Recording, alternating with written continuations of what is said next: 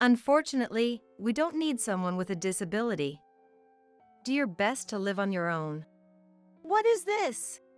There was a piece of paper on the table. It was addressed to me. Unlike my sister Chloe, I was born with no control over my legs. It must have been troublesome for them. Then, my smartphone rang. It was a call from my dad. Hello? Is that you, Brittany? Did you see the letter? I saw it, but… Well, that's how it is. Goodbye. Wait a minute. What do you want? Of course, I have something to say.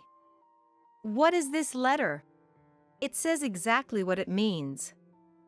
I'm tired of raising a daughter like you. Don't worry about us. He hung up the phone abruptly. Desperate to figure out what to do, I called my mom next. Hello, Mom? From the sound of your voice, I guess you saw the letter. They said I'm a burden because of my disability. They even called me a monster. I see, but you don't have to worry. What? Because you are. 8 years have passed since my mom's shocking revelation. One day, my dad showed up at my high-rise condo. How can someone like you afford to live in a place like this? Would you like me to tell you? I shared the secret with my dad. He went into a frenzy and started experiencing hell. My name is Brittany, and I'm 26 years old now. I live comfortably on the 55th floor of a high-rise condo. But achieving this lifestyle was no easy feat. I was born with a rare disease that causes my muscles to weaken over time. I still remember one thing my dad said to me. I think it was when I was in kindergarten. Why were you born this way? Isn't this your fault? What? Chloe was born without any problems. Chloe is my sister, 2 years older than me. I was listening to my parents' conversation from the living room. My room was next to the living room, so I could hear everything. Even though I was young, I understood that they were complaining about me. You don't have to say that. Then you take care of her from now on. That's not fair. I'm leaving it up to you. I quietly pulled the comforter over my head. From that day on, their attitude towards me became noticeably harsher. Even when I spoke to them, they wouldn't give me a proper response. It was because I was born with a disability. Since then, my mom has always tried to be considerate so that I wouldn't worry. However, despite everything, I did what I could on my own, and I never felt sorry for myself because I was born this way. I think Chloe's influence played a big part in that. Sorry, I overslept a bit because I stayed up late last night. It's okay. I managed to get dressed halfway. I'll help you. It's fine. You need to get ready first, Chloe. Since I started elementary school, Chloe had been helping me with my morning routine. Dad didn't approve of Chloe helping me and would complain. How long are you going to keep doing this? I'm almost done. Brittany can do it herself. Come on, you can do it, right? Yeah. While I was getting dressed, Chloe would sneak in to help when Dad wasn't looking. Sorry about earlier. It's okay. I can't keep troubling you, Chloe. Then Chloe hugged me. Why all of a sudden? I'll protect you, Brittany. Then I'll do my best to protect you too, Chloe. I felt our bond as sisters grow stronger. We tried not to talk much in front of Dad. We thought if he saw us getting along well, he would say something. I'm off to work. Okay. Have a good day. Dad would sometimes go to work even on his days off. Those days were like heaven for me. Normally, if I played games or something, he'd get irrationally angry and tell me to stop. Since Dad's not here today, let's play a lot. Is that okay? Sure, but don't overdo it. I know. Then I enjoyed playing games with Chloe in the living room. It must have been about 2 hours later. Mom had gone shopping at this time. I heard the door open and thought Mom had returned. What are you doing? Dad's voice made me turn around. Dad, why are you here? What about work? I forgot something, so I came back. Where's Mom? She's out shopping. So, what are you two doing? Tell me. Looking into Dad's eyes, I felt paralyzed with fear. It felt like my whole body turned to stone. Chloe noticed and tried to protect me. We were playing a game. But it was my idea to invite Brittany. It's not her fault. Really? Yes, really. However, as Dad pulled Chloe's arm, I feared she might get hit. Overwhelmed with a sense of duty to protect Chloe, I spoke up. It was me. I wanted to play. What? So, please don't hit Chloe. So it was you. Go to your room.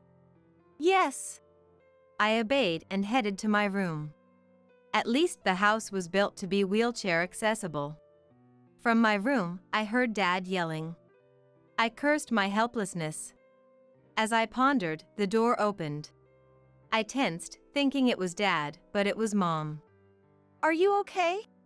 I'm fine. What about Chloe? She's fine. I tried to head to the living room. Where are you going? I need to help Chloe.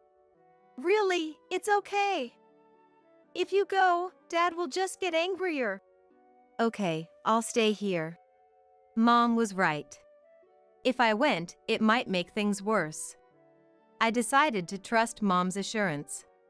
I'm sorry. I should have been stronger. Dad was a domineering husband, and Mom was doing her best to avoid provoking him. It's not your fault.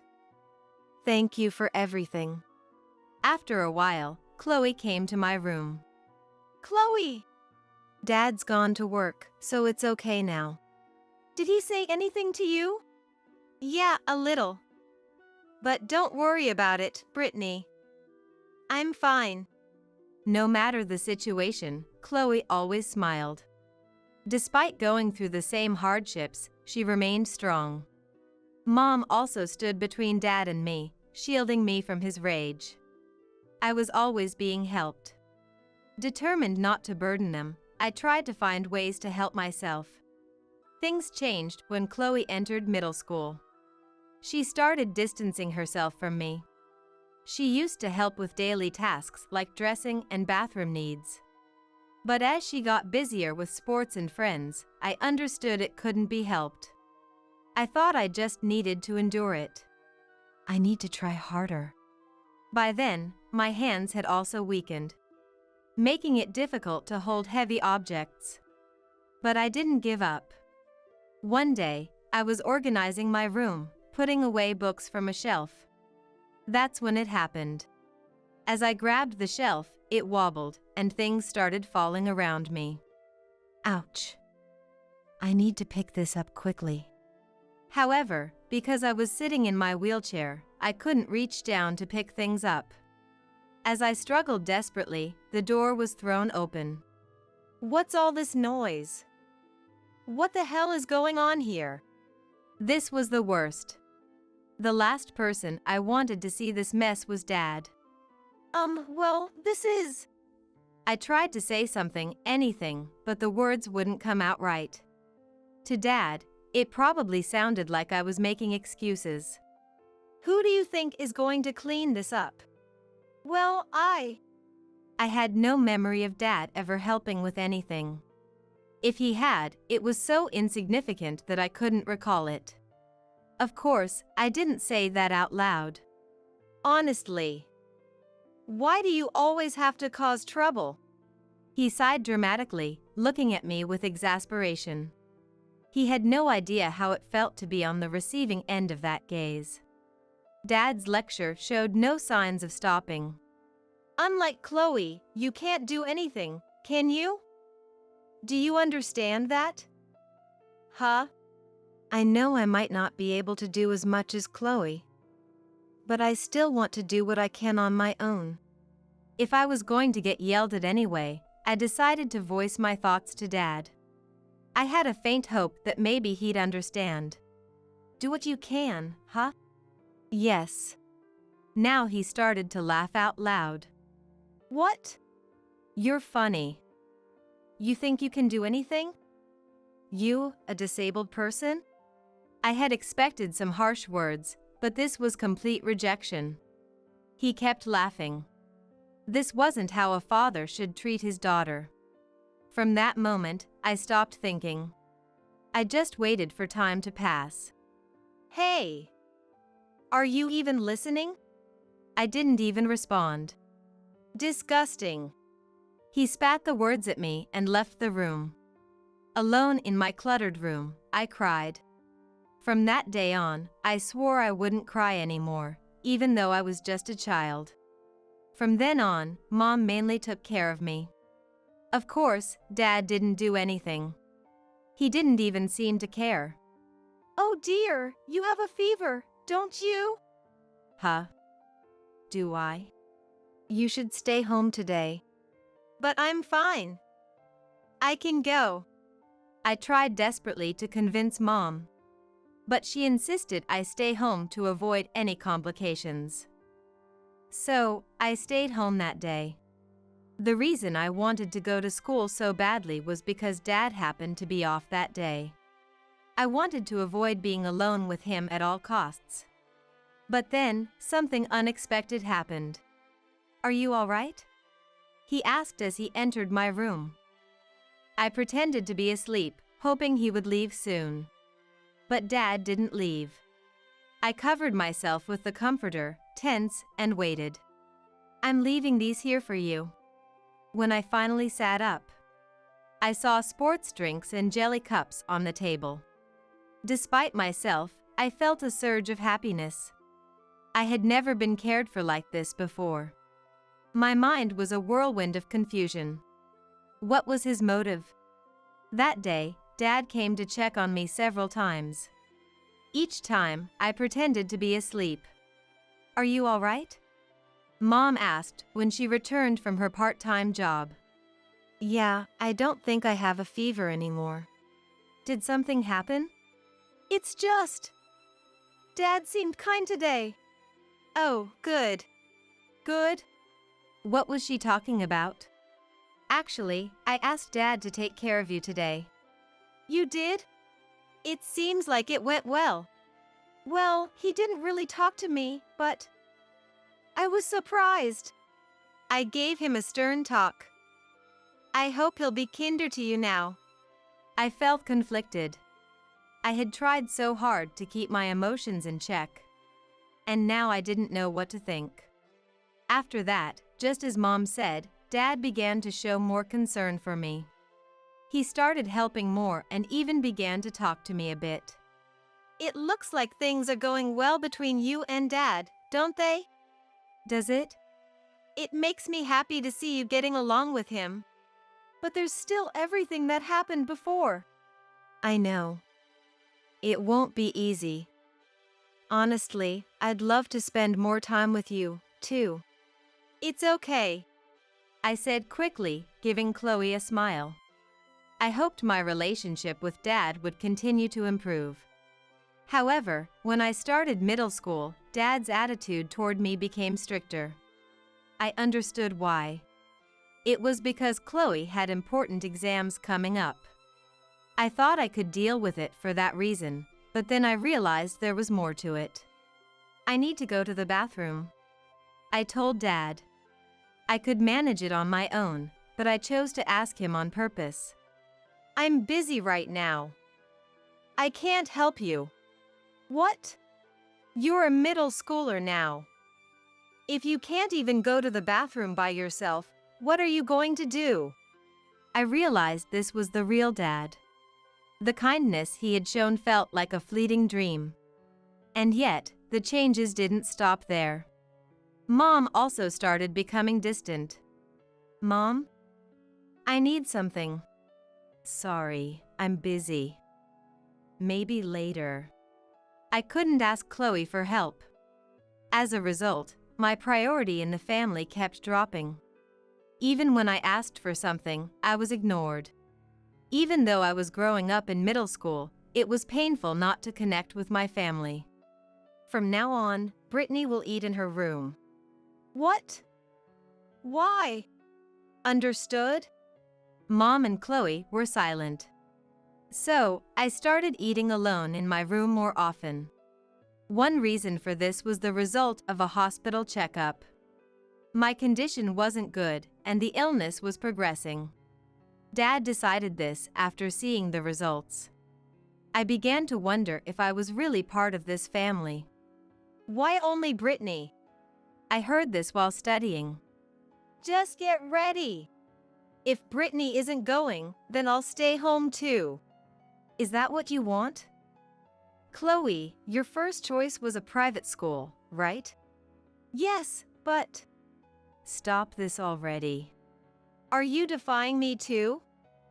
You can stay, but you'll give up on the private school. I felt like I had overheard something terrible. I finally understood the mystery. Dad was using the entrance exams to blackmail Mom and Chloe. I had never harbored any resentment towards Dad before, but this was too much. Yet, what could I do when my body wasn't cooperating? This thought occupied my mind from that day onward. I'm going out for a bit. I'm sorry, Brittany. I'll be fine. In the distance, I heard Dad calling out. It seemed he was telling them to hurry. Hurry up, go. I put on a brave face, not wanting to burden them with my sadness. They regularly went out without me. After a while, I got used to it. At first, they would hide their outings from me, but eventually, Dad stopped being discreet. All right. Let's eat out today. Come on, let's go. Isn't this too sudden? That's right. It's my decision. Move it. Oh, and Brittany, you stay home. Chloe, sitting next to me, started to protest, but I grabbed her arm to stop her. I'll be fine. Go ahead. Brittany seems to understand much better. Hey! Do you know what they say about me at work? You don't, do you? Dad started talking about how pitiful his life was. I'm miserable at work because I'm the father of a disabled daughter. Do you have any idea how humiliating that is? Even if he said that, there was no way I could understand. Even if it were true, taking it out on his daughter was inexcusable. As a father, he was a complete failure.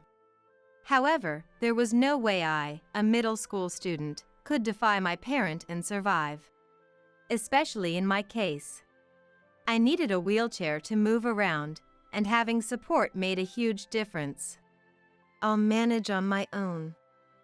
It's okay. Mom and Chloe looked at me with concern.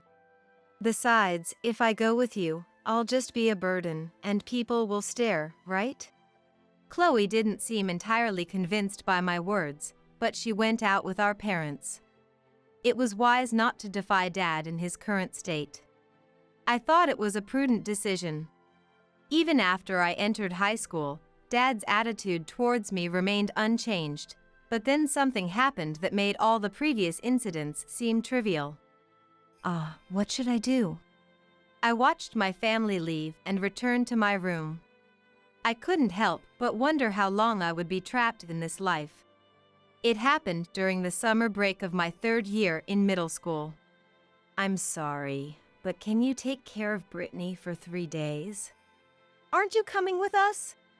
You see, Brittany is a student preparing for exams and wants to focus on studying.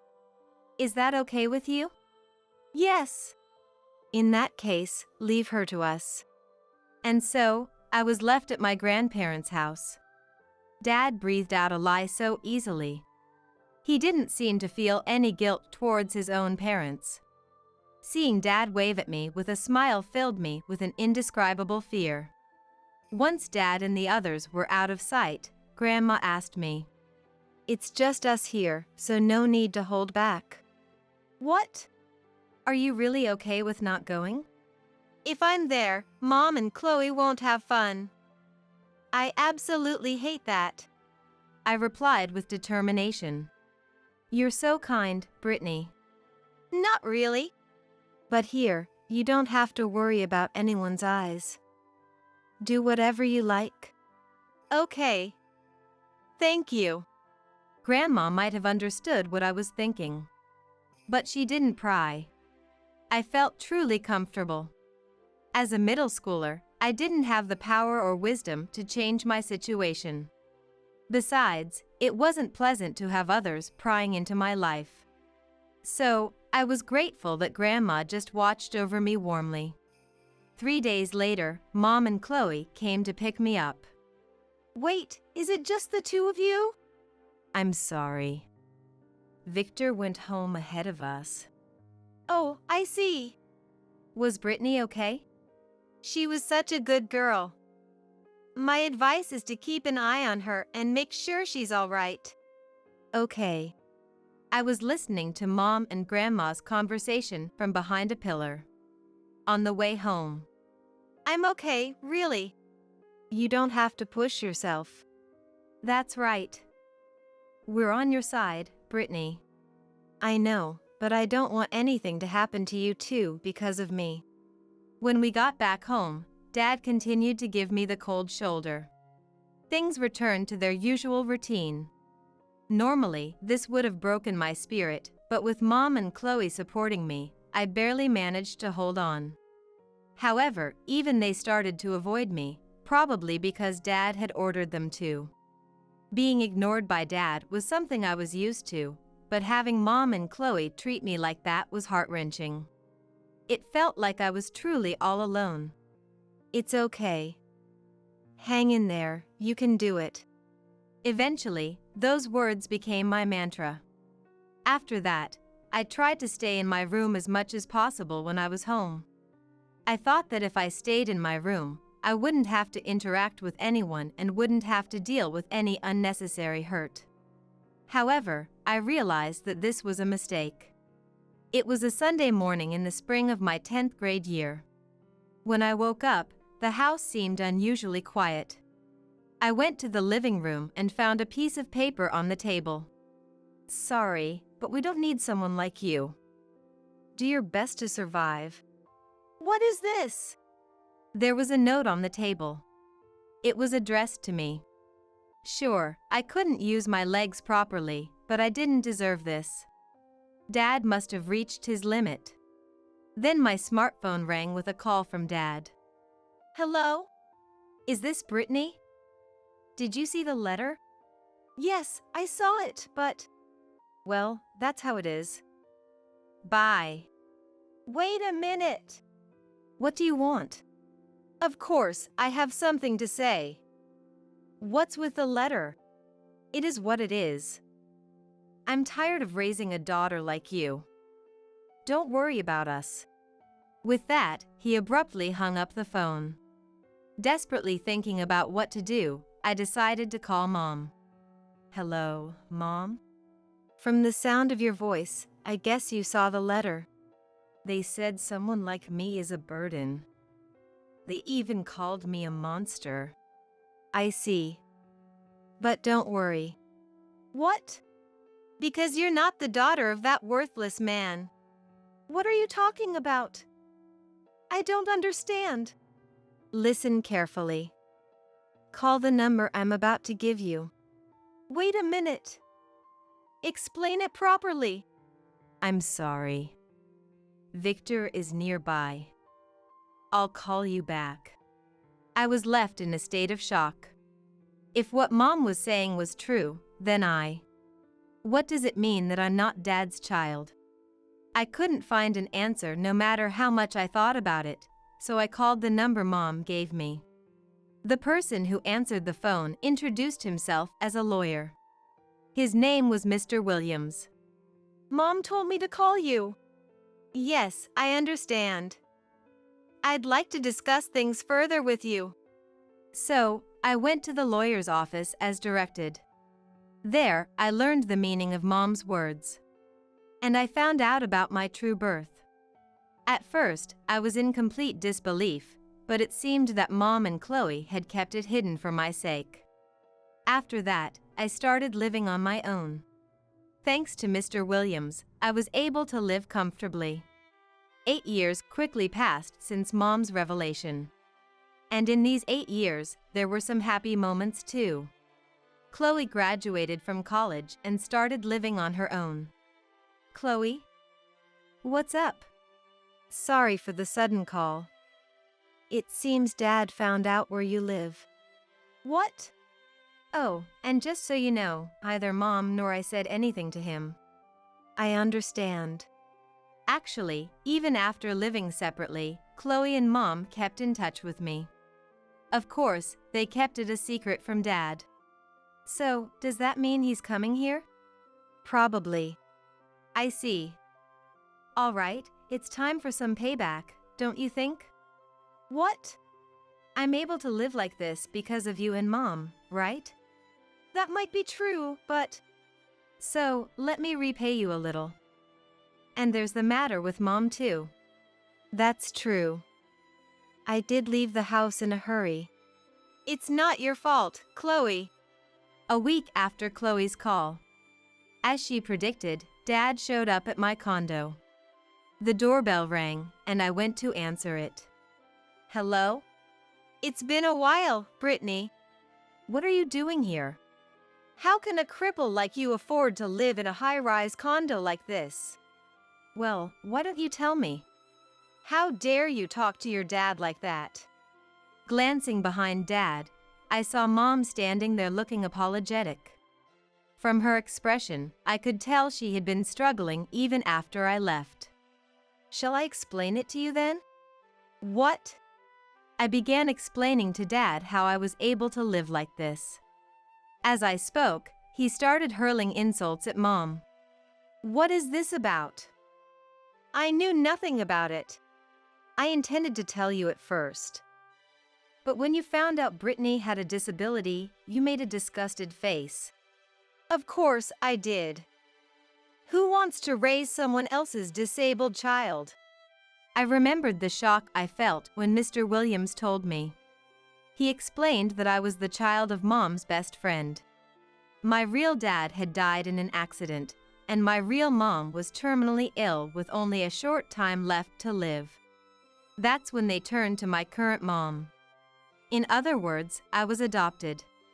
Moreover, my real mom had left a substantial amount of money to ensure I wouldn't face hardships. The house I now live in had originally belonged to my real parents. Blaming Mom is not right. Shut up! No, I won't. And I know about the horrible things you've done to her. Even after I started living separately, Dad's rampages didn't stop. His aggression, which had previously been directed at me, now targeted Mom. Isn't that right? I looked to Mom for agreement. She nodded quietly. You have no proof. None. What if I said I do? What? I took out my smartphone and played a recording. It captured Dad verbally abusing Mom and even raising his hand against her. See? Do you get it now? When did you? Even though we lived apart, we never stopped communicating. You didn't notice, did you? Well, of course not. Damn you! Yelling won't help. We have plenty of evidence. You know what this means, right? What are you planning? I gave Mom a signal with my eyes. I'm leaving you. What? It's only natural. But don't worry, Mom will be living here with me. You can't do this to me. I don't care about your opinion, Dad. He probably didn't know, but this had been planned for a long time. You little cripple, you think you can get away with this? Dad, in his rage, seemed ready to resort to violence. At that moment, Stop it! A voice came from the back of the house. Who the hell are you? This is my husband. Husband? Nice to meet you.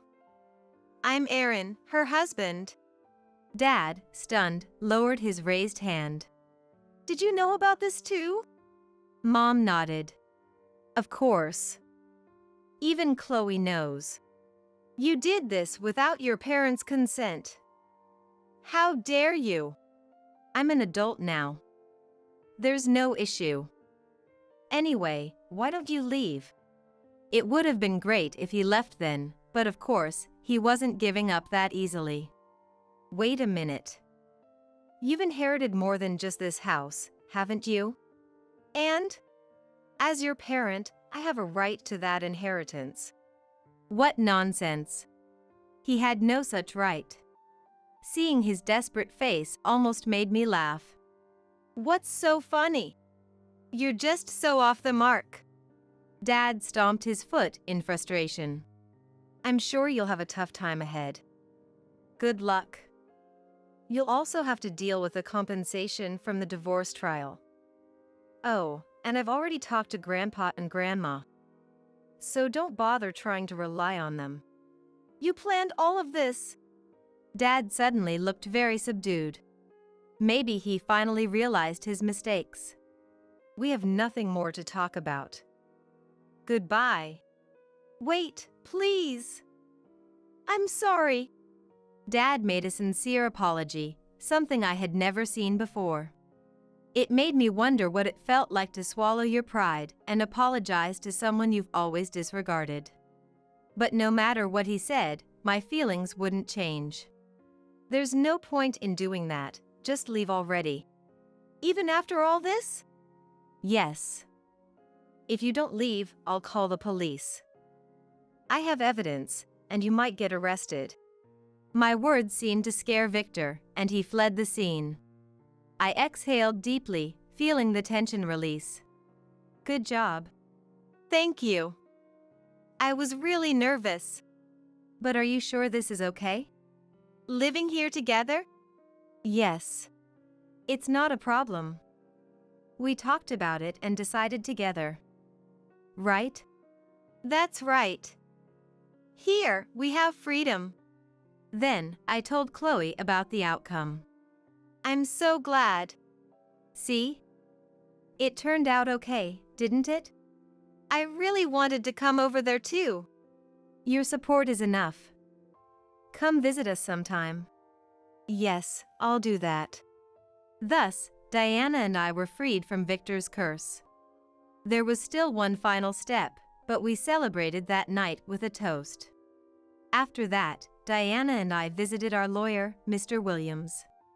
Since we already had all the evidence, things proceeded smoothly. Thank you for everything. You're welcome. It's my job after all. Please, make sure my dad gets punished. The police will handle the assault, but I'll take care of the compensation in the divorce.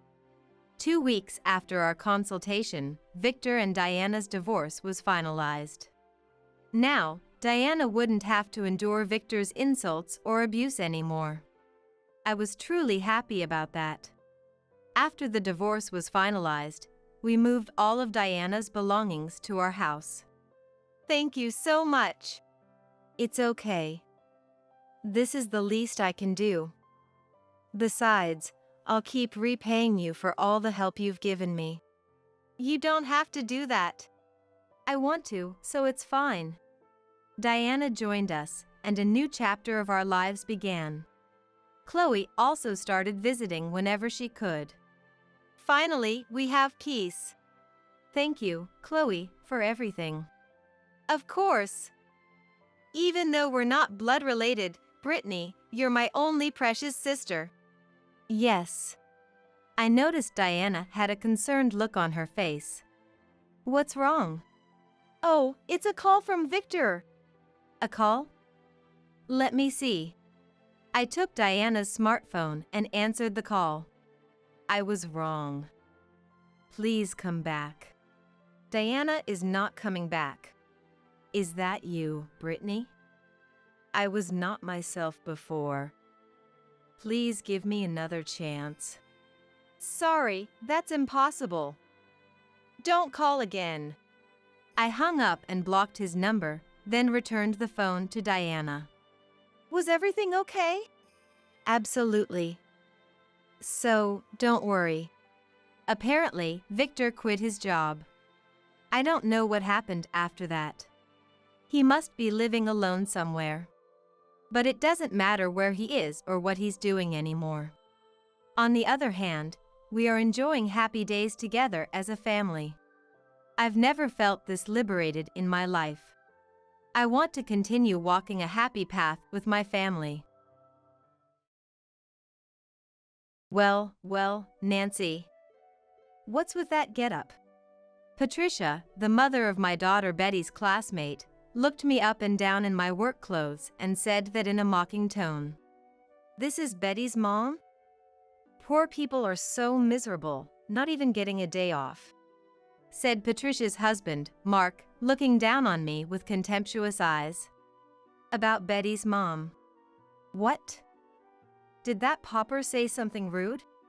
What? You don't know her? All this time, you should realize that you two are the ones being rude.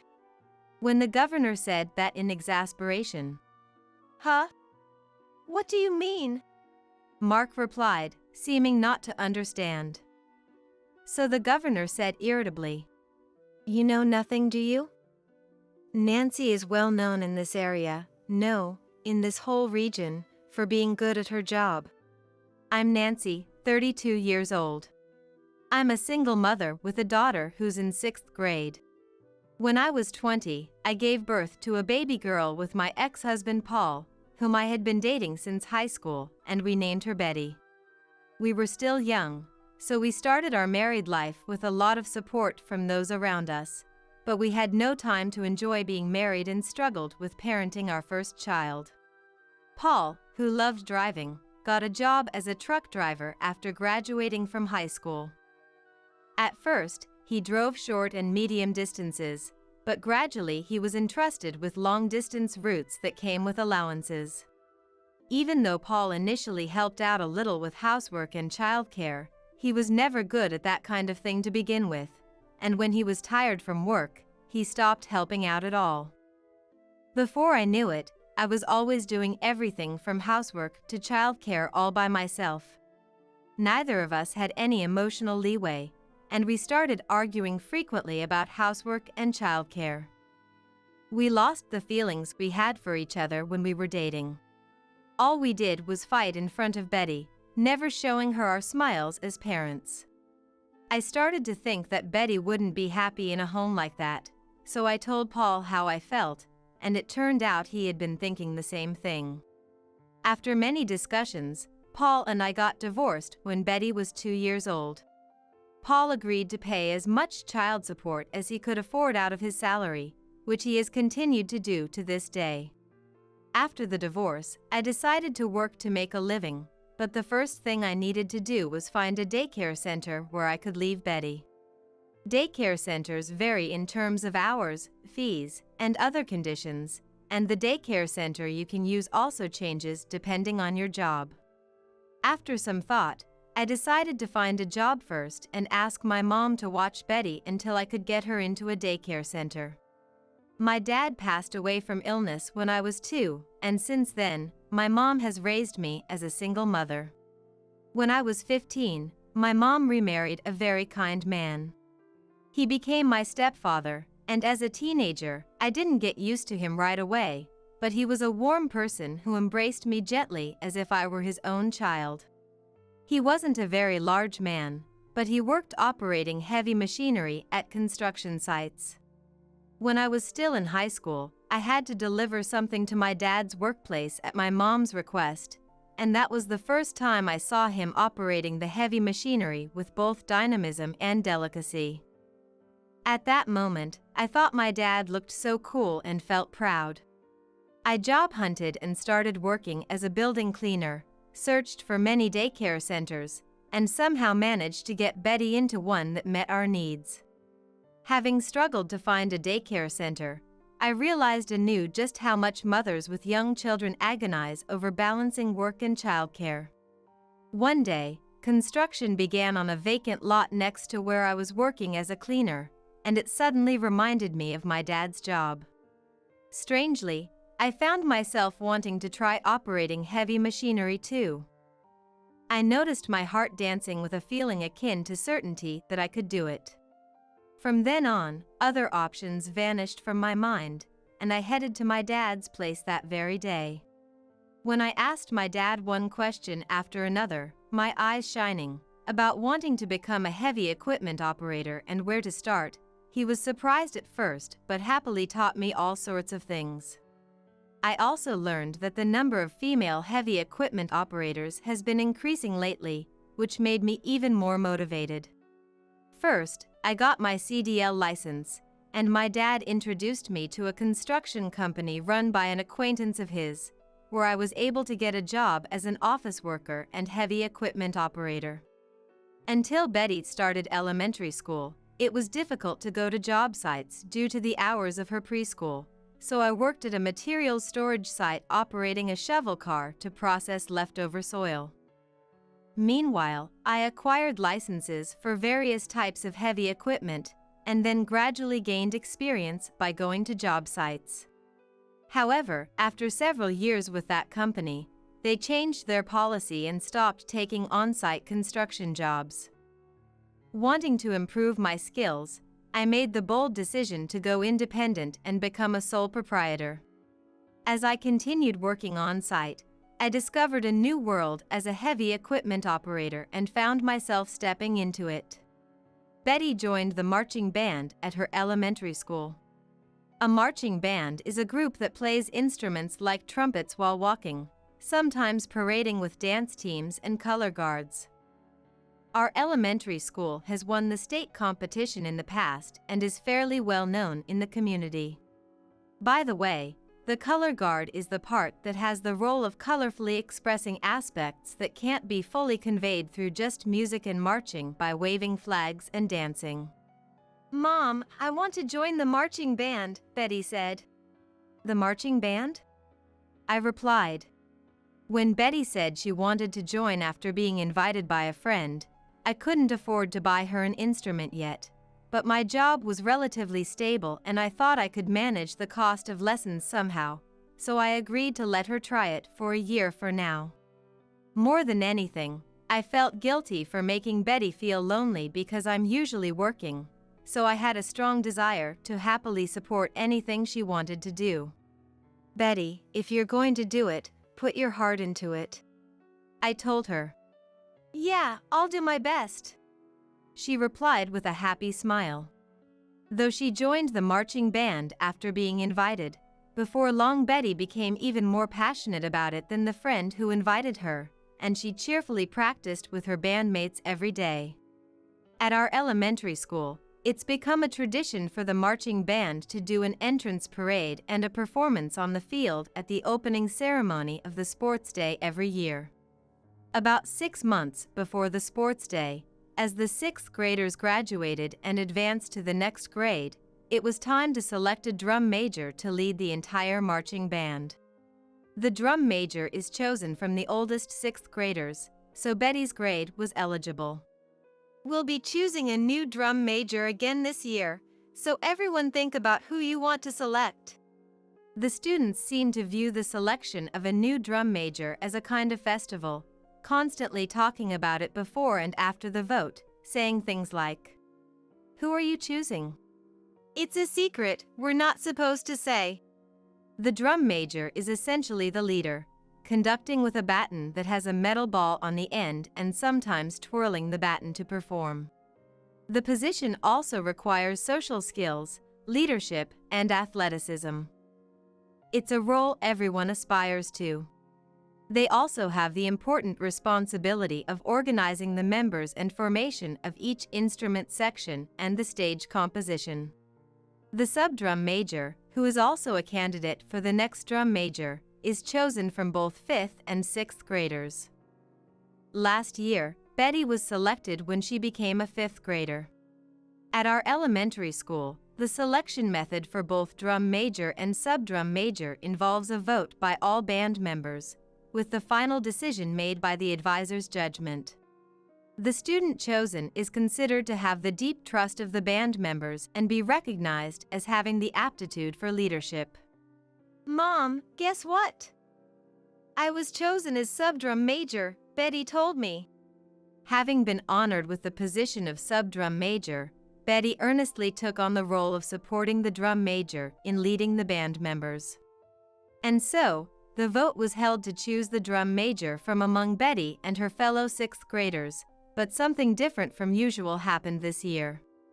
Dorothy, the daughter of a locally famous company president, suddenly joined as a 6th grader and barged her way into the drum major candidates. Dorothy had joined the marching band in 6th grade with the sole purpose of becoming drum major.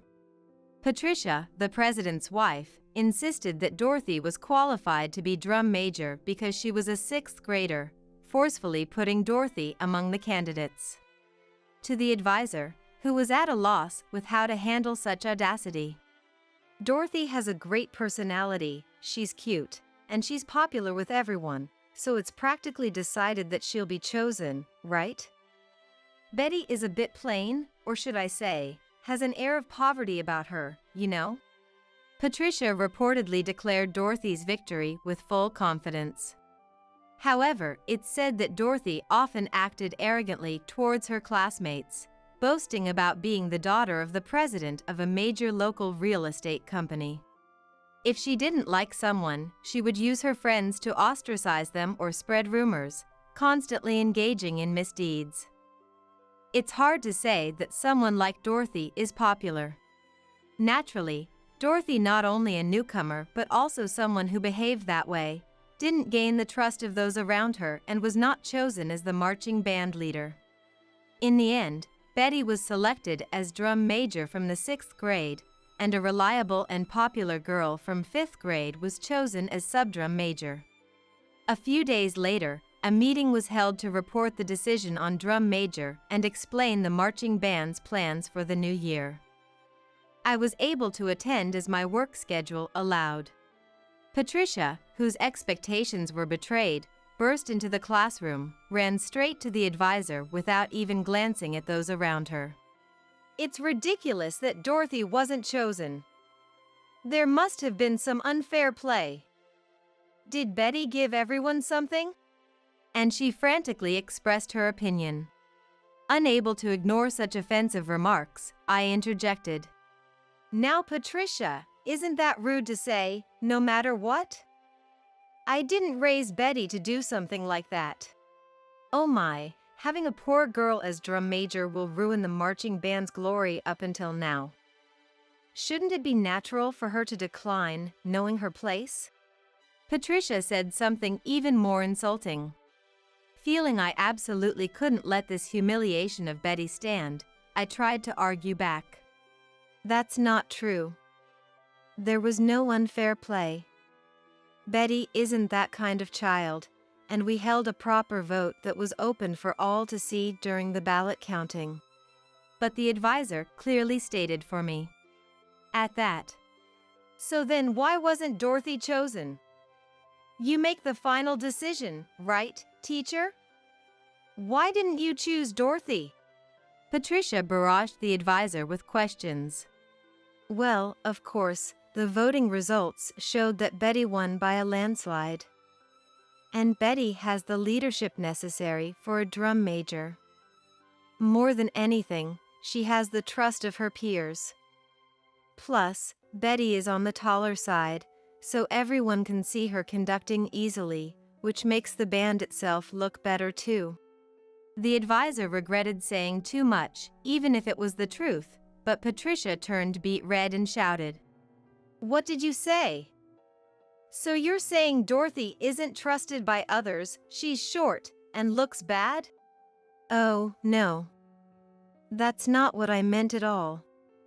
There are many other kids who weren't chosen too. Not being selected doesn't mean they're inferior.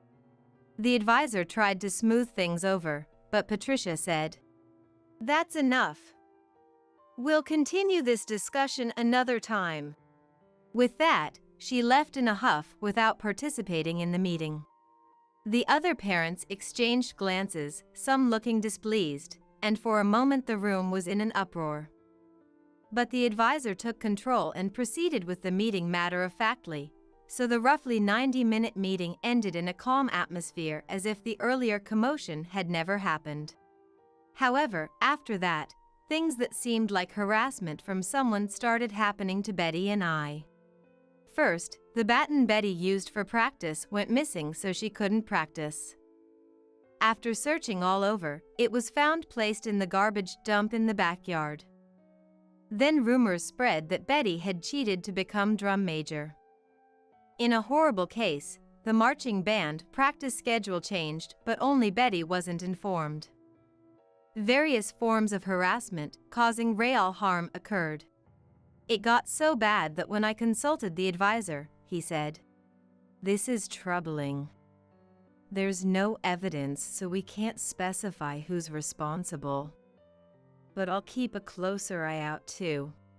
During band practice, he apparently told the kids, "Lately, someone has been bothered by malicious harassment. If anyone has information, please report to the teacher. This is absolutely unacceptable." I could only hope it would serve as at least a small warning to the perpetrators. And such incidents started happening not only to Betty, but to me as well. As a sole proprietor heavy equipment operator, I take on-site jobs from construction companies and such. But a little after the uproar at that meeting, multiple companies started saying they wanted to cancel their orders with me. Even when I asked the reason for the cancellation, none of the companies would give me a clear answer. I became convinced there must be a mastermind behind this, so I decided to consult my dad, who has many long-standing connections in the industry. When I explained the current situation in detail, my dad's expression changed, realizing it was no trivial matter. He agreed to take action too. Even amidst such unsettling days, Betty, looking forward to conducting the marching band she loved, diligently practiced with the members every day. She also stayed late by herself to practice the drum major's baton performance, a highlight of the marching band. And finally, the day before the sports festival arrived. I had been really looking forward to the marching band parade at the opening ceremony, but as bad luck would have it, there was trouble at the site I was in charge of. I had to go to work from early morning to deal with it. I hoped to make it in time for the 9:30 a.m. opening ceremony, but depending on the site conditions, I might not be able to see Betty's performance in the worst case. "Betty, I'm sorry. I might not make it to the opening ceremony tomorrow," I said, feeling terribly guilty. "It can't be helped, it's for work. I know you're doing your best for me, Mom." Surely Betty wants me to see her as drum major, yet she says something so grown-up like that. "I'm really sorry. But if work finishes early, I might still make it in time." "Yeah." Betty nods, looking a little less cheerful. "I'll call from the company when it's time for you to wake up. I'll make breakfast and your lunch. I feel bad having you go alone, but make sure you lock up properly." I instruct Betty, confirming each point one by one. On the day of, when I got to the work site, the trouble seemed likely to be resolved sooner than I expected, which reassured me. However, even so, I'd be cutting it close to make the opening ceremony. I definitely didn't have time to stop by the house to change. Deciding that making it to the opening ceremony took priority, I rushed to the school straight from the site, still in my work clothes. Somehow I arrived at the school a little before the opening ceremony started, but there was a frantic atmosphere and the teachers seemed on edge for some reason. I quickly found out why. I overheard someone nearby saying that apparently the student in the drum major position still hadn't arrived, and at this rate the marching band's entrance would be delayed. Why? Betty should have gone to school properly. There's no way she still wouldn't be here. I hurriedly tried calling home, but of course no one answered. What should I do? Something must have happened to Betty. There's no way Betty would be late on such an important day. My knees trembled and I felt like collapsing on the spot. Just then, someone spoke to me in a crude, tactless, loud voice. Oh my, Nancy, what's the matter? In that getup? It was Patricia who said that mockingly, looking me up and down in my work clothes. Standing next to Patricia was her husband Mark, the president of some company. This is that Betty's mom? Poor people are so miserable, not even getting a day off. Mark said, looking down on me with contemptuous eyes. But now wasn't the time to deal with the likes of them. I didn't even have the energy to feel annoyed. Utterly oblivious to the mood, Patricia gloated triumphantly. I wonder what's going on with Betty. For a drum major, how slovenly of her not to show up even this late. She has no right to conduct. Isn't it great that Dorothy is here? The teacher should have chosen Dorothy from the start. Well, once they see Dorothy conduct, everyone will have no choice but to acknowledge her ability, Mark chimed in. Patricia and Mark spoke as if Dorothy would be serving as drum major. Huh? I found out later that on the day before the sports festival, the parents of the 5th grade sub-drum major had contacted the advisor and suddenly said they wanted their child to resign from the position. When asked the reason, they simply said it was because their child no longer wanted to do it, and they wanted to respect the child's feelings. At that very moment, Patricia conveniently visited the teacher and apparently made a point of saying that Dorothy had been practicing for the drum major role and was ready for the actual performance. It would be a big problem if there was no replacement if Betty came down with a cold on the day of the sports festival, right? I think Dorothy is the perfect fit, she said, pressuring him to make Dorothy the sub-drum major. With no time to redo the selection process, the teacher had no choice but to appoint Dorothy as sub-drum major, strictly as a stand-in for the drum major.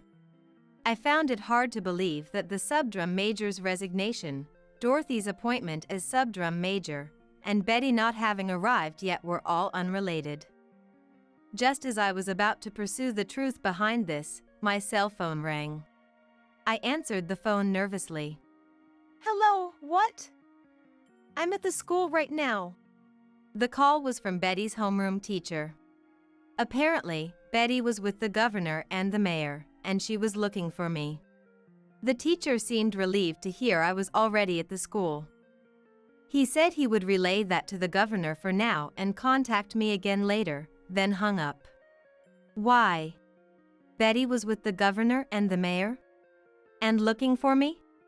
I was at a loss, my mind blank. In any case, it seemed clear that something had happened. A few minutes later, I got another call on my cell phone, this time from the marching band advisor.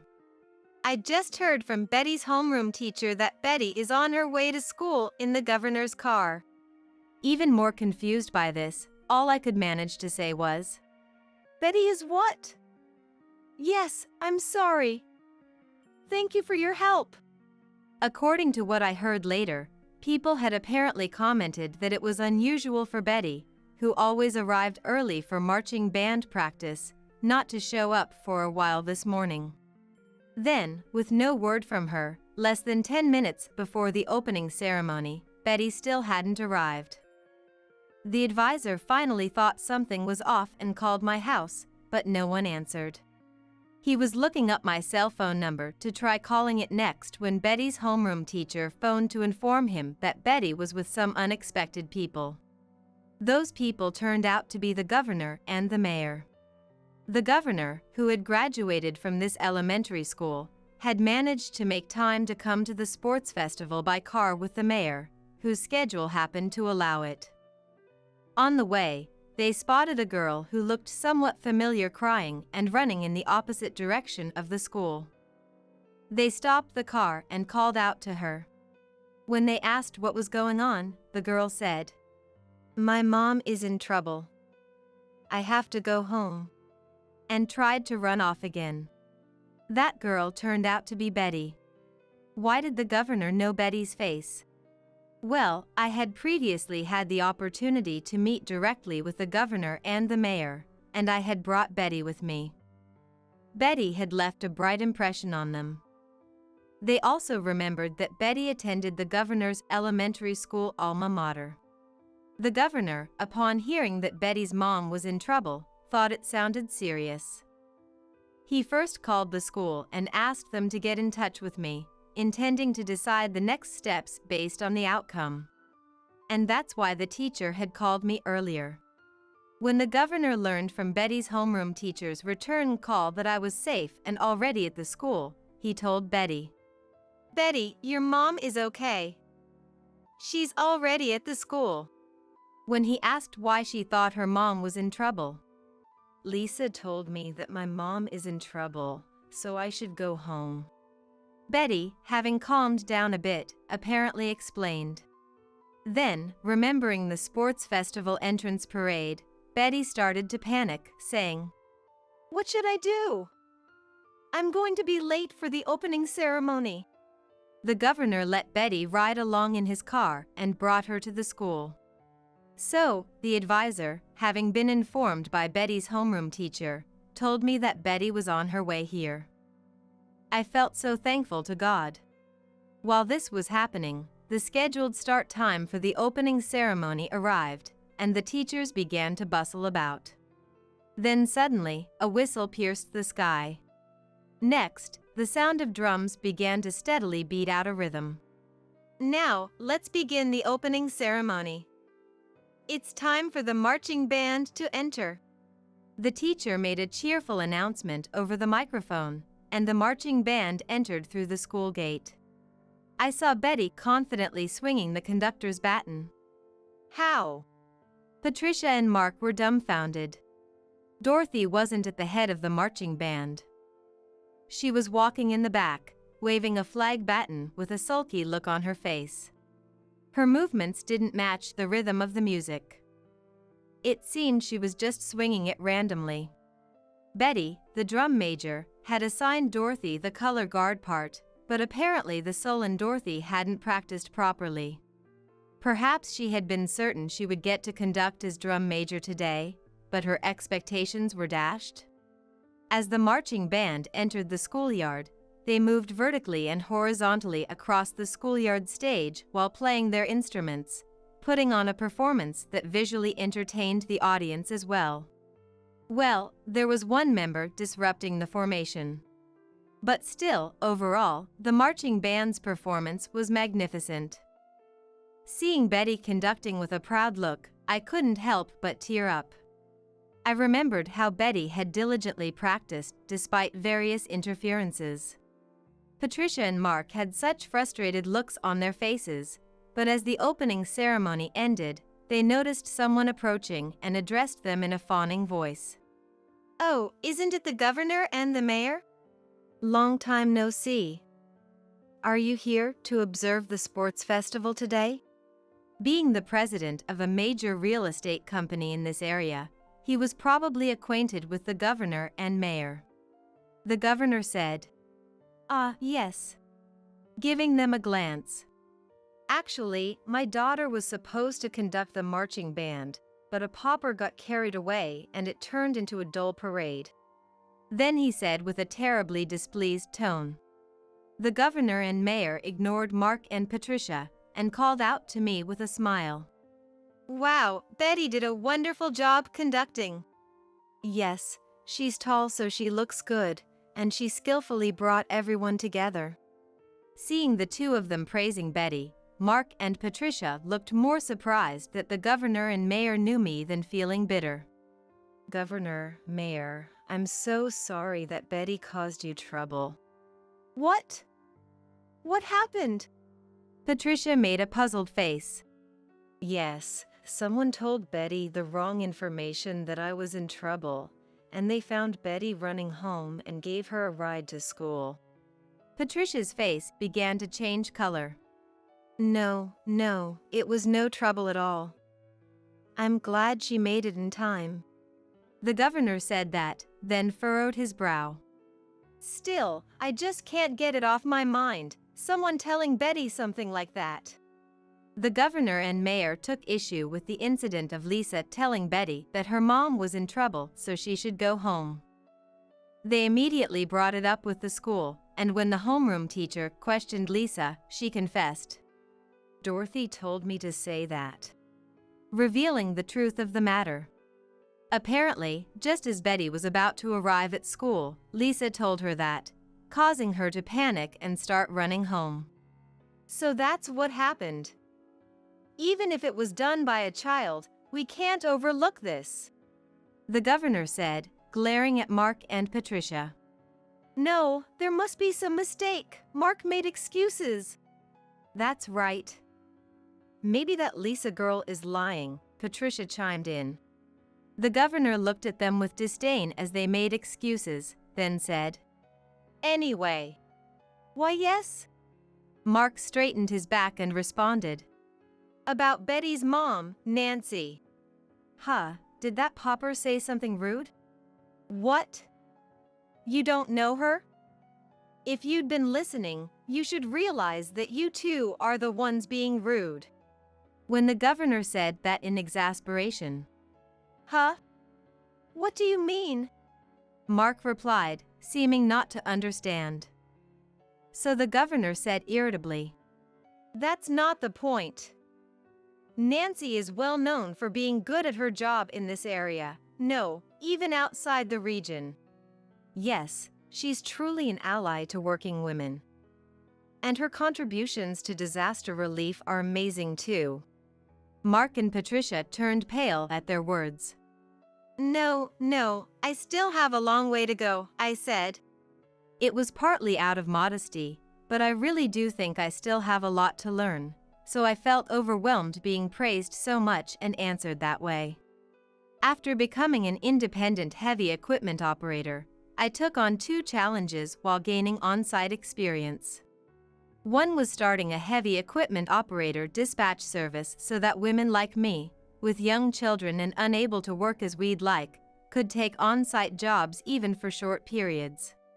The other was an activity during disasters called heavy equipment volunteering. Lately, I often hear about the 72-hour wall in disasters that once 3 days have passed since a disaster occurs, the survival rate drops drastically and rescue becomes a race against time. Now, small heavy equipment like shovel cars are gaining attention as a powerful ally in this. I learned about the existence of heavy equipment volunteers, who respond to requests and needs from disaster victims gathered at volunteer centers in affected areas to support those areas. As a heavy equipment operator myself, I couldn't sit still, wanting to help somehow, so I decided to participate in heavy equipment volunteering. I also asked professionals who could teach disaster area-specific heavy equipment techniques to hold workshops and such for dispatch members who wanted to go to affected areas like I did. I'm grateful that the things I took on were appreciated by many working women and people in disaster-stricken areas, and were even featured in local media at times. It's still fresh in my memory how I had the honor of having a discussion with the governor and mayor then. The governor added to the pale-faced Mark. Not just this incident with Betty, you'd better regret your own words and actions. Hearing those words from the governor, Mark and Patricia trembled. There have apparently been constant bad rumors about Mark's company lately. It seems the buildings and houses constructed by his company had many issues, and among the buildings damaged and collapsed in disasters, a high percentage were built by Mark's company. The state also grew suspicious that there was something behind this data and launched a large-scale investigation. It later came to light that Mark's company was colluding with the construction companies it ordered from, receiving donations and giving them priority orders, and effectively condoning the construction company's shoddy work on earthquake resistance, foundation work, material procurement, and so on. His company is being sued. As for the sudden cancellation of my work, my dad, who has worked at construction companies for many years and is well known in the industry, investigated and found that Mark and Patricia had a grudge over the children and pressured the construction companies through Mark's company not to place orders with my company. Mark's company apparently often demanded donations on the condition of placing orders, and interfered by not allowing companies to participate in bidding if they didn't comply. Companies and sole proprietors harmed by Mark's company, including myself, are coming together to sue for damages. Regarding the harassment of Betty and the pressure on the child who resigned as sub-drum major, many witnesses came forward. Even Dorothy couldn't make excuses anymore and could only hang her head, pale-faced. As a result, Dorothy could no longer stay at the school and had no choice but to move to an area where no one knew them. Recently, Betty has been saying that when she grows up, she wants to become a firefighter or police officer. I want to help lots of people like Mom does, and I want to make sure there are no bad people. I had always felt guilty for making Betty feel lonely since she was little, but children grow up watching their parents' backs. I realized it was really good that I worked hard wanting to show Betty my hardworking self. Remembering when Betty was small, my goal is to continue the current dispatch business that allows female heavy equipment operators to work even for short periods, so that women with children and women looking for ways to do what they can for others can be even a little more active. Eventually, I want to make it a company with a daycare. And for women who want to participate in small heavy equipment volunteering, I'm thinking of providing more and more places for education to improve their skills. From now on, for Betty's sake too, I want to keep moving forward true to my beliefs and shining bright. Michael's baby turned 1 month old, and a celebration was planned. I was invited to Regina's parents' home. How adorable! Just like an angel. The moment I reached out to the baby's tiny fist, Regina shouted, "Don't touch the baby if you're a stranger." I withdrew my hand in surprise and protested. "I'm Michael's mother. I'm the grandma of this child." "So?" Regina smiled mischievously. "To me, you're a stranger. You're just someone unnecessary once I've gotten the congratulatory money." "That's terrible." "You're stingy, just like your deli. It doesn't seem like we'll need anything from you in the future. So, this is where our relationship ends. Don't show your gloomy face around us again. We don't want your poverty rubbing off on our family." I was momentarily taken aback, but quickly responded with a smile. "All right then." Leaving me at the entrance, Regina went back inside. In my heart, I declared war. If that's the attitude you're going to take, I have my plans too. You'll regret this later. I am Margaret, a 55-year-old housewife. Shortly after my eldest son, Michael, started elementary school, I lost my husband. Determined to support Michael through college, I decided to work harder. I quit my part-time job and, using the money my husband had left, started a small delicatessen. Thanks to working tirelessly every day, the deli gradually became successful. And I was able to send Michael to college. When Michael was a child, I was too busy with daily life. We hardly ever had the luxury to go to theme parks or play in the park on weekends like other families. I felt guilty for not being able to give him more attention, fearing I was a failure as a parent. But Michael grew up to be a compassionate person, which relieved me. Michael, who landed a job at a big company, moved out to live on his own. Though he lived in the city, he would come to visit with a bright smile during long weekends. When he got used to his job, he called me one day saying, "There's someone I want you to meet," which excited me. However, I felt anxious as well as happy when Michael brought the young lady home. She was the daughter of the well-known Tucker Industries. I was nervous, thinking it was about making Michael a successor. But it turned out her cousin was set to take over and was already the vice president. Michael's wife, Regina, graduated from a university that only heiresses attend and is currently practicing to be a housewife at her parents' home. Nice to meet you. Let's get along well, Margaret. The first time we met, she grabbed my hand and vigorously shook it. I could tell she was well-bred from her dining manners and behavior. But her unrestrained and flashy personality made me feel we wouldn't get along. But since Michael chose her, I wanted to get along well. I decided to make an effort to become closer. However, my feelings were quickly trampled upon after they got married.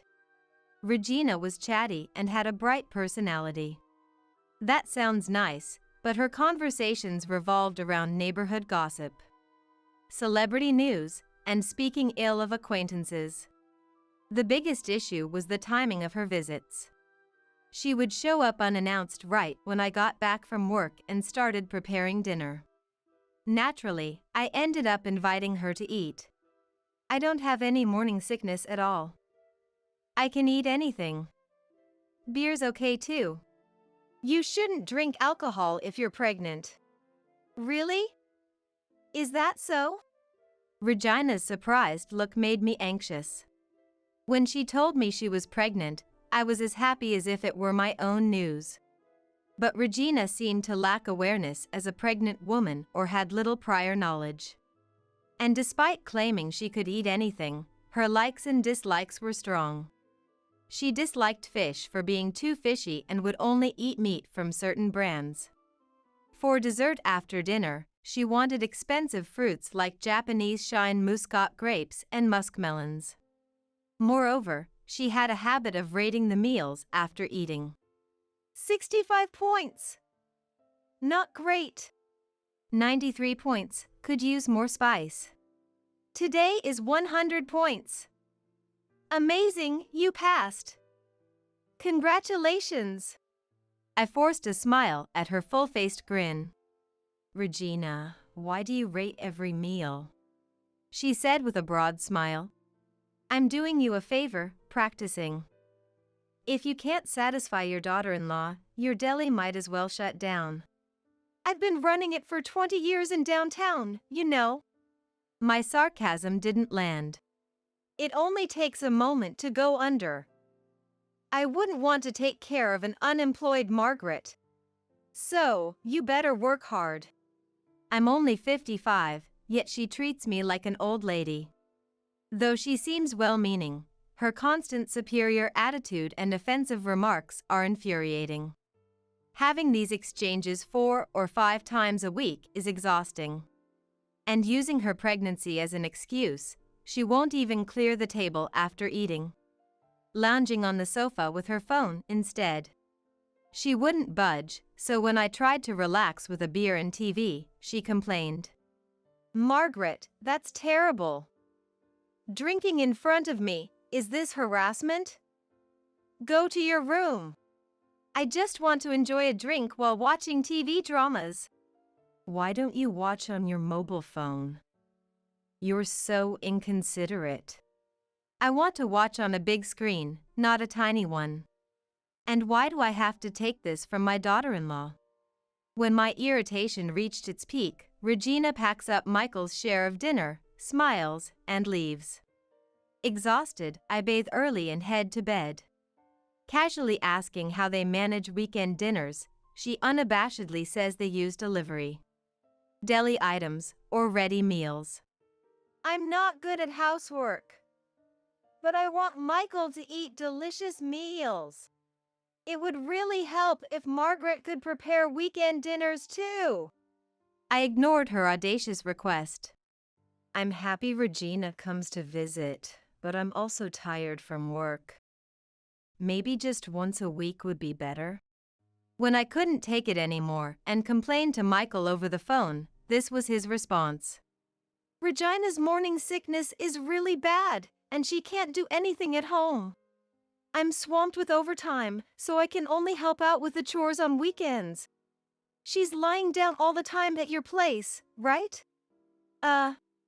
Having Mom watch over Regina makes me feel relieved. It's her first pregnancy, so she's probably anxious. Please overlook her rudeness. All right, I understand. It seems Regina plays the role of a frail pregnant woman in front of Michael. I strongly wanted to show him how she lies on the sofa, laughing while watching videos.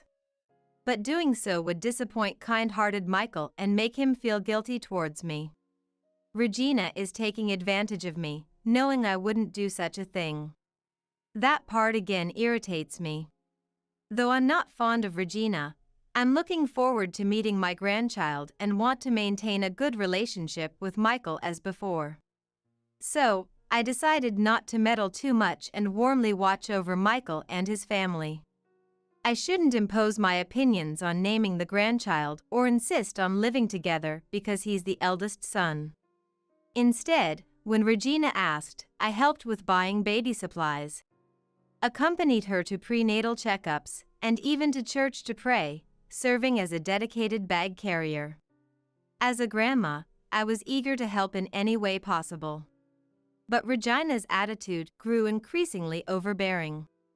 Lately, she even orders large furniture to be delivered to our home, right in front of me. Margaret, what do you think of this? It's expensive. Shall I buy it for you? Offering to buy it was my downfall. After that, she started asking for expensive baby items one after another. Imported items are more stylish, right? It would be really nice to have a matching set. Regina, why not rent items that are only used for a short period?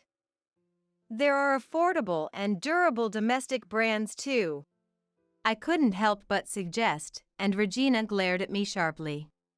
Margaret, don't you want to give your grandchild the best? There's no end to luxury. So, you just don't want to spend the money, huh? Oh, how dreadful. Dad or Mom would easily shell out $100,000. I thought, why not ask your dad or mom then? But it seems she has no intention of relying on her parents. Margaret, you can't take your money to the grave. Let's spend it generously without being stingy. Her words were so rude that I was at a loss for words. I felt my face heat up with anger, and I almost yelled back, "Mind your own business."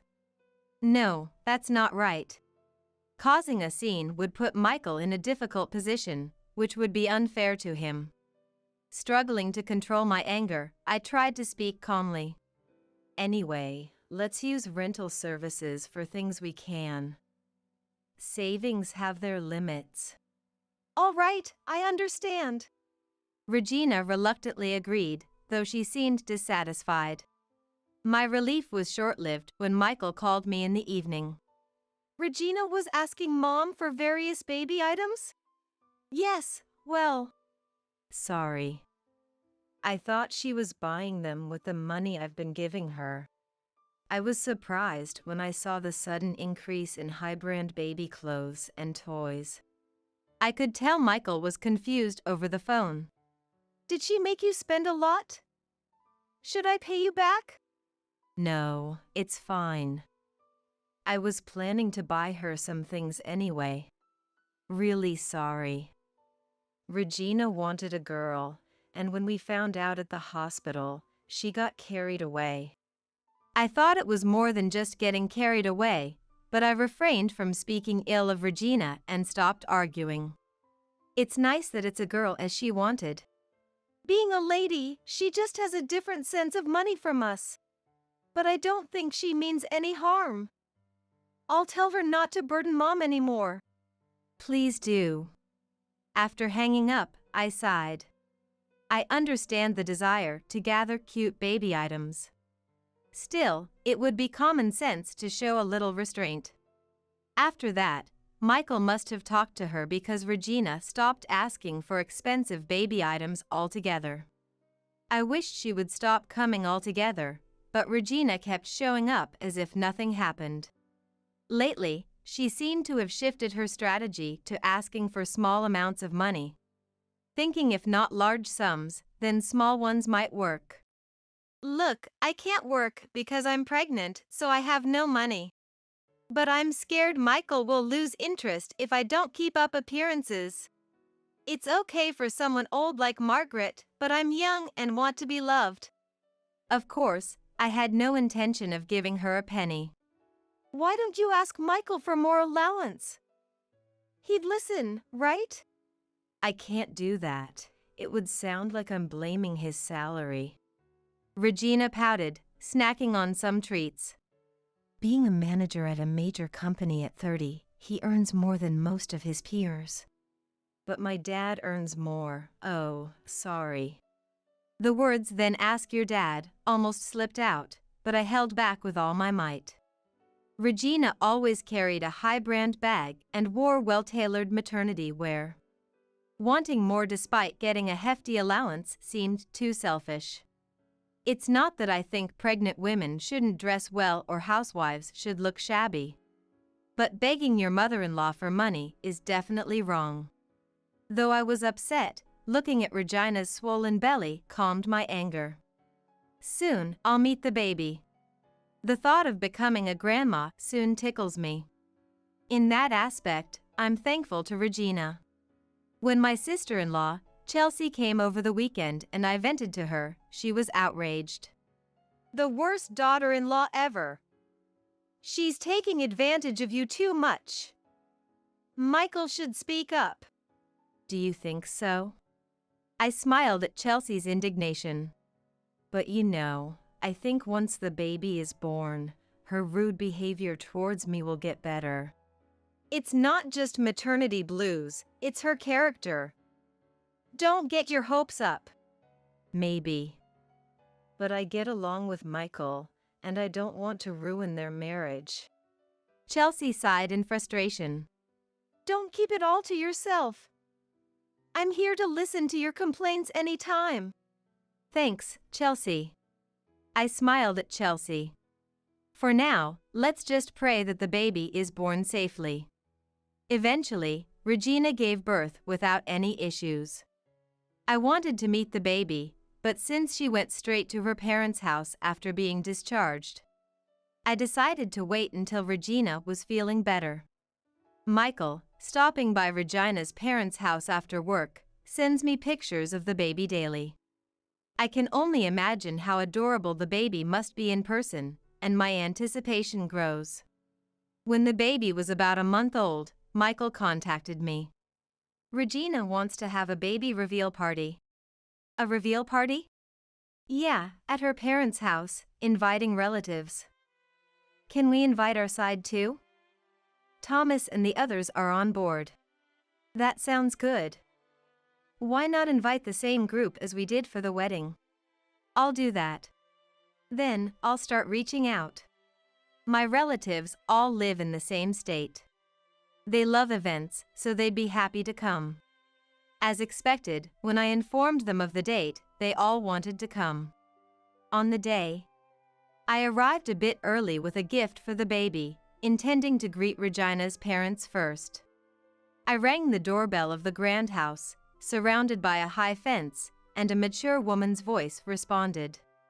The parents were often away for work, so a housekeeper was always there. The person who came to the door must have been her. As I reached the grand entrance along the slope, Regina, in a floral dress, greeted me at the foyer, holding the innocent baby in her arms. Dad and Mom got called into sudden work, so they're not back yet. Busy even on a Sunday. I greeted and was about to enter when Regina coldly asked, "The gift for the baby?" Oh, yes, here. Handing the baby to the waiting housekeeper, Regina watched as I searched my bag. She snatched the envelope as I pulled it out and opened it right there. Are we checking gifts in front of everyone? Ignoring my surprise, Regina pulled out the contents and frowned in displeasure. $1,000? That's too little. I thought that was the going rate. At least $50,000 should be in there. Well, can't expect much from poor people. As Regina put the gift back into the envelope, the housekeeper stood behind her, holding the baby, who yawned adorably. Drawn by the baby's cuteness, I approached the housekeeper. How adorable, just like an angel. As I reached out to the baby's tightly clenched little fist. Don't touch the baby if you're a stranger. Startled by the sudden shout, I pulled my hand back. As the baby began to cry, Regina commanded the housekeeper. Take him to his room, now. Yes. After the housekeeper took the baby away, I protested to Regina. I am Michael's mother. I'm the grandma of this child. So? Regina smirked mischievously. To me, you're a stranger. You're just someone unnecessary once I've gotten the congratulatory money. That's terrible. You're stingy, just like your deli. It doesn't seem like we'll need anything from you in the future. So, this is where our relationship ends. She fluttered her hand, shooing me away. Thanks for your efforts. You can go home now. Don't ever show me that gloomy face again. We don't want your poverty rubbing off on our family. I was momentarily shocked, but quickly responded with a smile. All right then. Leaving me at the entrance, Regina went back inside. Her words kept swirling in my head. This was the first time in my life I had been subjected to such a terrible humiliation. Why do I have to be spoken to like this by my daughter-in-law? Clenching my fists as if my bones would crush, I declared war in my heart. If that's the attitude you're going to take, I have my plans too. You'll regret this later.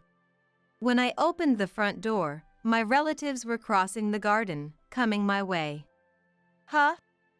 Margaret, are you leaving already? Regina, who came out to greet them, smiled at the puzzled relatives. Margaret has some errands to run. Dinner is about to arrive. You could have stayed and eaten with us. She's in a hurry. Welcome, everyone. It seems Michael and his parents will be a little while longer. Please make yourselves comfortable in the meantime.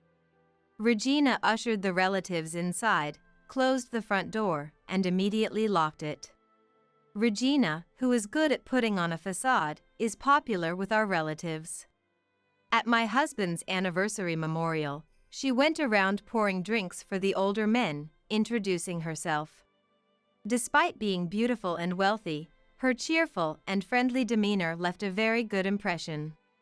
So, no one doubted Regina's words this time. I decided to resort to my last option. I headed somewhere. 2 hours later, I pressed Regina's family's doorbell again. In front of the relatives, Regina, who reluctantly let me in, whispered to me irritably. Why did you come back? I forgot something important. Huh? Oh, you brought the rest of the congratulatory money. Such a small amount was indeed embarrassing. Passing by the smirking Regina, I proceeded down the hall filled with lively voices. Opening the door, I found a spacious dining room where both families were gathered around a huge table.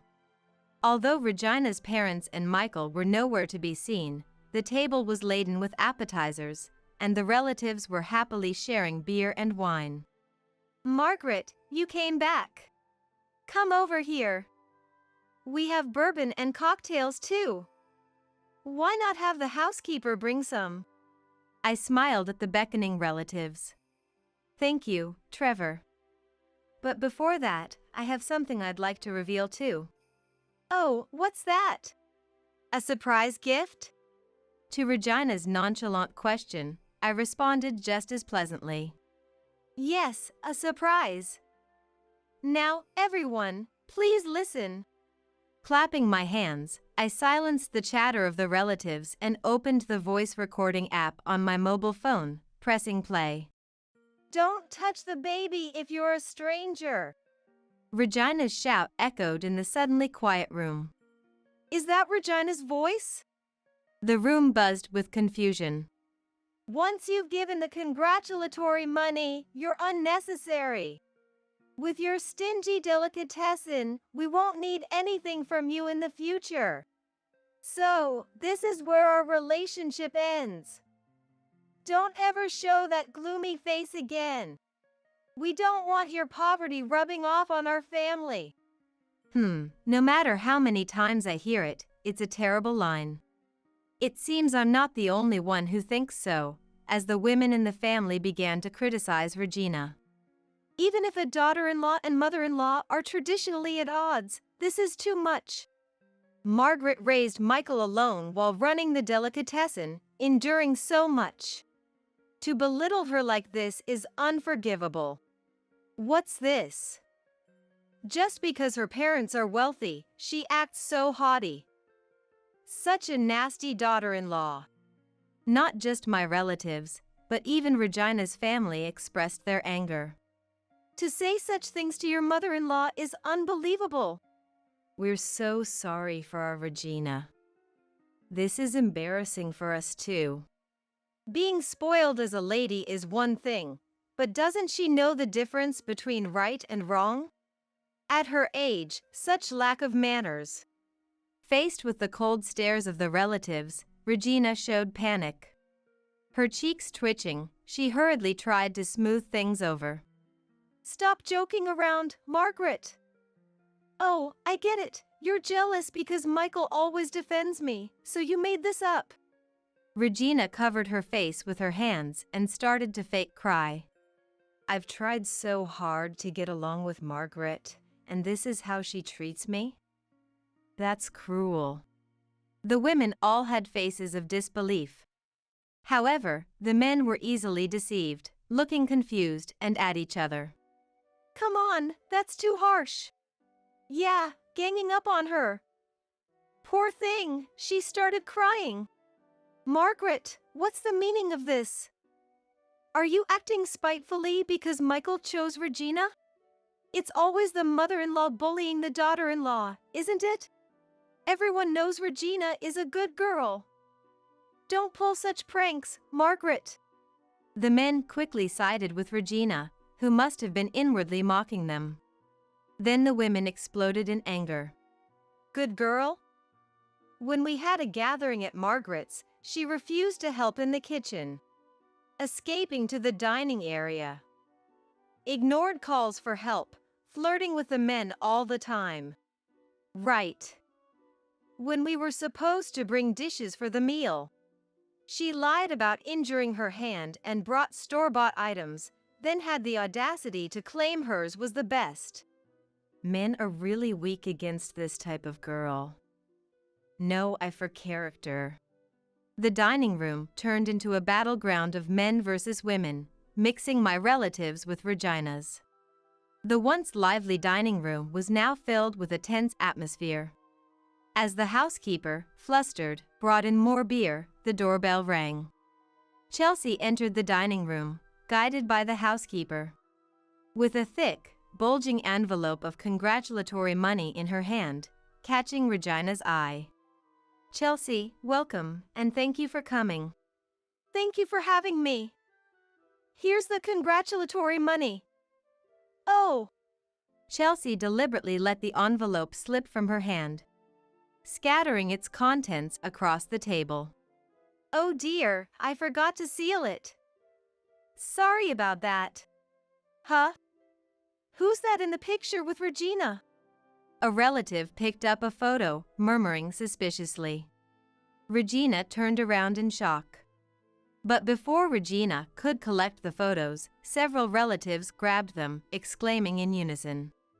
Whoa! This looks like evidence of an affair. It was a sight one would want to look away from. Photos captured Regina being hugged by an unknown man, kissing as she got out of a car, and entering a hotel together. As the relatives were shocked, Regina hurriedly tried to explain. It's not what it looks like. He's just an acquaintance. He loves physical affection. And the hotel, he said he felt sick, so I accompanied him inside. Her excuses sounded incredibly feeble.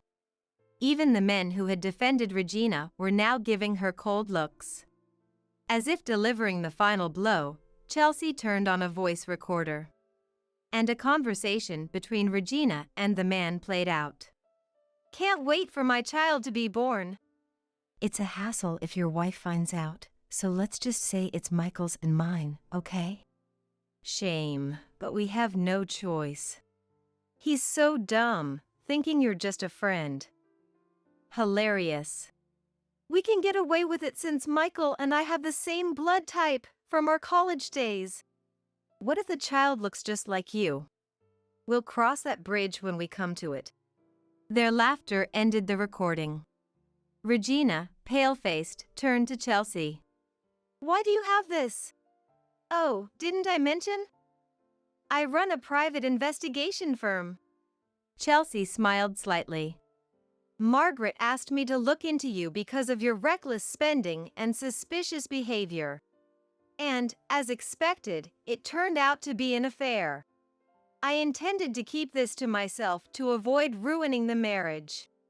But seeing no change in your attitude, Regina, I thought you deserved a punishment. Regina glared at me with a venomous look. So, it was your doing. As Regina lunged at me, Chelsea quickly grabbed her arm, stepping in between. Shaking off Chelsea's grip, Regina threatened in a low voice. Remember, keep quiet about this to Michael. It would be pitiful for the child to be abandoned by Dad right after being born. Everyone agrees, right? Her self-serving logic was astounding, but Regina desperately sought agreement from the relatives. Michael loves children, and if he remains unaware, he'll adore this child. So, let's keep this a secret, okay?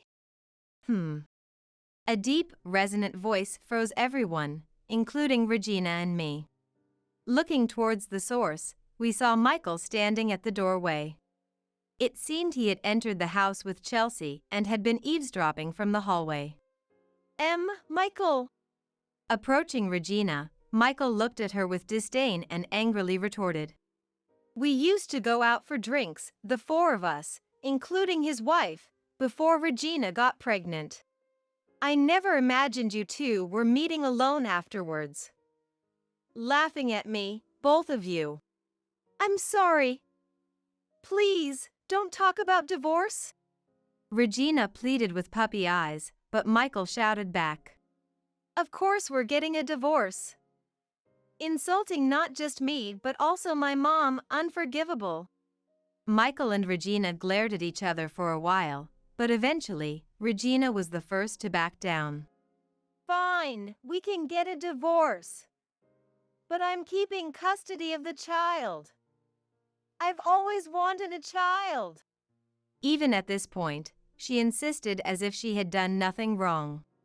What an audacious woman. The relatives watched the exchange between Regina and Michael, tense. With clasped hands and a dreamy expression, Regina began to speak. I think the child will look like me and be incredibly beautiful. Then I'll dress her in stylish clothes and take her everywhere. A young and beautiful me with a cute daughter. We could become famous as a beautiful mother-daughter duo. She's definitely going to be a model or actress someday. I'm so glad I had a daughter. Hey, children aren't accessories. Are you raising her just to show off? That's pitiful for the child. Being a single mother is tough. Do you understand what it entails to work and raise a child? At my words, Regina laughed in a high-pitched tone. Who do you think I am? I'm the daughter of Tucker Industries. Unlike your delicatessen, I have endless money. My dad and mom will help, and with housekeepers and babysitters, I won't have to care for the child. I can live leisurely without working hard. After boasting, she twisted her lips into a sneer. Well, being from a single-parent family might be disadvantageous for school applications. So I plan to remarry someone suitable. Next time, not a company employee but a handsome CEO of an IT company. Such a man would let me have more freedom to play. Seems like it, Mr. Tucker. Chelsea called out, and Regina's parents appeared from the back door. Shocked and speechless, Chelsea explained to us. Actually, the Tuckers asked me to investigate Regina's behavior. They pretended to go to work today but stayed hidden, wanting to expose Regina's true nature. She had always worn a mask in front of her parents. The Tucker couple stepped into the center of the room and bowed deeply to us. Everyone, we apologize for the disturbance Regina has caused. We don't know how to make it up to Michael and Margaret. With a pained expression, they looked at Regina. Regina, now as pale as paper, was trembling. Thomas, Regina's father, sighed deeply and lamented in a low voice. To betray Margaret like this. I'm ashamed of my own daughter. But. Regina suddenly looked up at her father. Moving closer with tearful eyes and a sweet tone, starting to make excuses. I was bullied by Margaret. There's no proof, no images or recordings, but she said many mean things to me. It hurt, so I retaliated. Dad, you believe me, right? As I was about to argue, Regina's mother, Selena, sharply said, Lies! Margaret isn't like that. Selena turned to me and declared, As a fan of that shop, I can't accept what you've said. Take it back. What? Regina, wide-eyed, listened as Thomas explained. Selena and I are regulars at Margaret's Delicatessen. We often rely on it for business trips and dining with clients. For mom friends' home parties, we order delivery. That way, I only need to make desserts. The dishes with organic vegetables are famous for being healthy and delicious. I've known Margaret since before Michael's marriage, haven't I mentioned it before? Eh? Really? Regina, sweating profusely. She had likely been tuning it out. Selena, with a look of disgust, turned to Regina and said, We've overlooked your whims to some extent until now, but this time, your behavior towards Michael and Margaret is inexcusable. Exactly. Casually lying, demeaning others. After having an affair, you plan to raise another man's child as Michael's. That's the lowest of the low. Thomas glared at Regina with icy eyes and firmly declared, We're disowning you as of today. What? That's troubling. What am I supposed to do starting tomorrow? Figure it out yourself. You're 30, aren't you? How long do you plan to depend on others? Why don't you remarry him? He's the real dad, right? That's impossible. He said he wouldn't leave his wife. Oh no. I don't want to work. Regina let out a pitiful cry.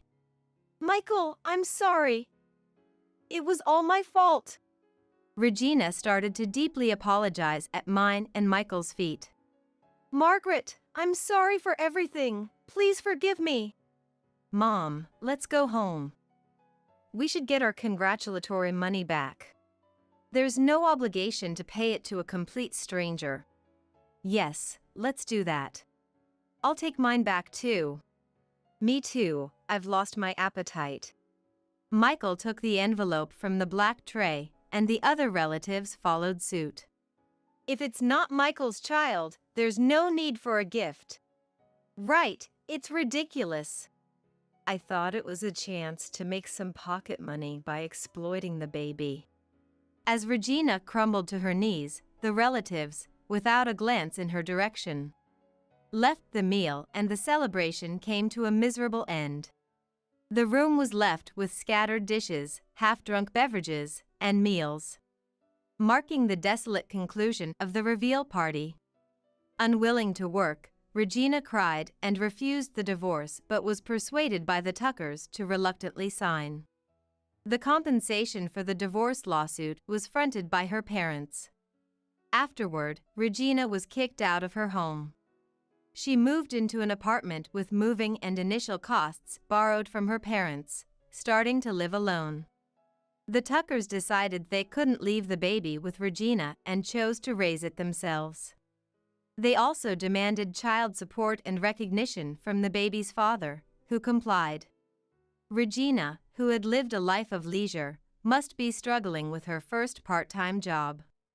After all, she has to pay back her parents for the moving expenses and compensation, in addition to her living costs. Regina, now deprived of the luxury to dress fashionably or enjoy leisure activities, seems to be working desperately every day, her hair disheveled. Though Michael and I have cut ties with Regina, our relationship with the Tucker couple continues. After the reveal party, the parents came to me with an apology gift. We were wrong in how we raised her. We're terribly sorry to both Michael and Margaret. Their tearful apologies eased some of my unresolved anger. Thankfully, they continue to frequent the delicatessen, which has thrived on word of mouth and has more customers now than it did 10 years ago.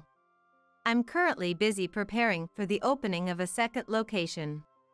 Michael, too, seems to have regained his spirits and is diligently working. Both of us are living busy yet fulfilling lives. Someday, if fate allows and Michael has his own child, we plan to shower that child with endless love. What happened to you, all covered in blood? I screamed when my 10th grade daughter, who was supposed to have gone to my husband's hometown, came home with blood streaming down her forehead. After rushing to tend to her, I immediately contacted my husband. Then, when he answered the phone, I couldn't help but yell at him. Where are you? I told you I'm on a business trip, didn't I? I was dumbfounded by his unexpected reply, because I clearly remember seeing off my husband and daughter for their trip to his hometown 5 days ago. There in front of me was my child, seriously injured. Seeing my confusion, my daughter revealed a shocking truth. My name is Camelia, a 40-year-old housewife, working part-time. My husband Bruno, also 40, is a salesman who visits various schools to sell high school textbooks. Trust is important, he says, and his neatly composed demeanor is just so cool. Our daughter Laura just entered the 10th grade this fall. She used to be so clingy to me, but now, she's so responsible that she's often cooking dinner by the time I get back from my part-time job. Bruno, Laura, and I were living a peaceful life until my mother became bedridden due to an internal illness 5 years ago. Since then, I've been busy juggling caregiving and part-time work. I haven't been able to visit my in-laws much since my mother fell ill, even missing Thanksgiving greetings. But during those times, Bruno would say, "Don't push yourself. Isn't it great to have an understanding husband?" And go back to his parents' home alone, joking and laughing. I felt terrible, but with my hands full caring for my mother, I was grateful for his understanding. However, 3 years ago, my mother-in-law passed away suddenly in an accident. My father-in-law, John, was so heartbroken, as they were very close, and Bruno's trips back home became more frequent. Moreover, Bruno would say things like, "I want to take Dad on a trip to cheer him up," or, "I want to treat him to a delicious steak," resulting in expenses increasing with each visit, $300, $500. But, as I had been neglecting my visits to my in-laws to care for my own mother, I couldn't really complain about the money. Then one day, as usual, Bruno mentioned the expenses for his next trip home. "The next time I go back to my place, it's going to cost $1,000. What? I couldn't help but wonder if Bruno really needed such a large sum of money for a single trip home, but he never explained the details of the expenses. I guess it must be necessary, if I think of it as showing gratitude to John. I convinced myself with that thought. However, due to the sudden expense, I had no choice but to temporarily withdraw money from the account I had been saving for Laura's education. I'll have to cut back on trips to the beauty salon for a while and make sure not to dip into Laura's savings. From then on, I worked hard to save money and gradually replenish my daughter's account. While living these frugal days, Laura successfully completed her school applications. Just when things seemed to be settling down, "I want to see my granddaughter." "It's been a while," John said. All right. Let's take Laura and Dad out for steak as a reward for always working hard. Really? Yay! Seeing Lara's beaming smile. "Thank you for always being so patient," I said, stroking her head. She had never complained, despite always having to make sacrifices and helping with my mother's care. I was overwhelmed with gratitude. Then, on the morning of the day they were to visit Bruno's parents, Laura cheerfully waved. "I'll bring back some souvenirs," she said. "Have fun," I replied with a smile. Everyone in the family was smiling. Little did we know then what was about to happen. It was around noon, 5 days after Bruno and Laura left for his parents' house. I was preparing lunch in the kitchen when I heard the entrance door open. "Who is it, coming in without ringing the bell?" Startled, I called out, "Hello!" and headed to the entrance, only to find Laura standing there with blood streaming down her forehead. "What happened?" I screamed, almost like a cry, and looked around for Bruno, but he was nowhere to be seen. Trembling, I let my trembling daughter into the house and immediately called Bruno. "Where are you?" "I'm at work. I told you I went on a business trip the day after I took Laura to my parents' place." I was utterly confused, as I hadn't heard anything about his work. "I didn't know about any trip, and more importantly, Laura has come back seriously injured." "It's probably just a fall. Girls her age tend to exaggerate. Don't take it seriously. Bye." Bruno hastily said just that and hung up forcibly. I could never just accept such an absurd story from him. "Oh, really?" While tending to my daughter. "Why did you get hurt? Did Dad go to work?" I asked.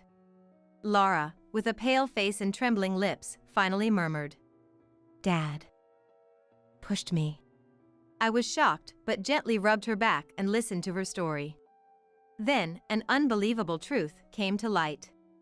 Bruno had been keeping secrets from us, and he had inflicted a serious injury on Laura after she discovered them. And that wasn't all. He had threatened Laura. "If you tell anyone about this, next time it won't just be an injury," he said.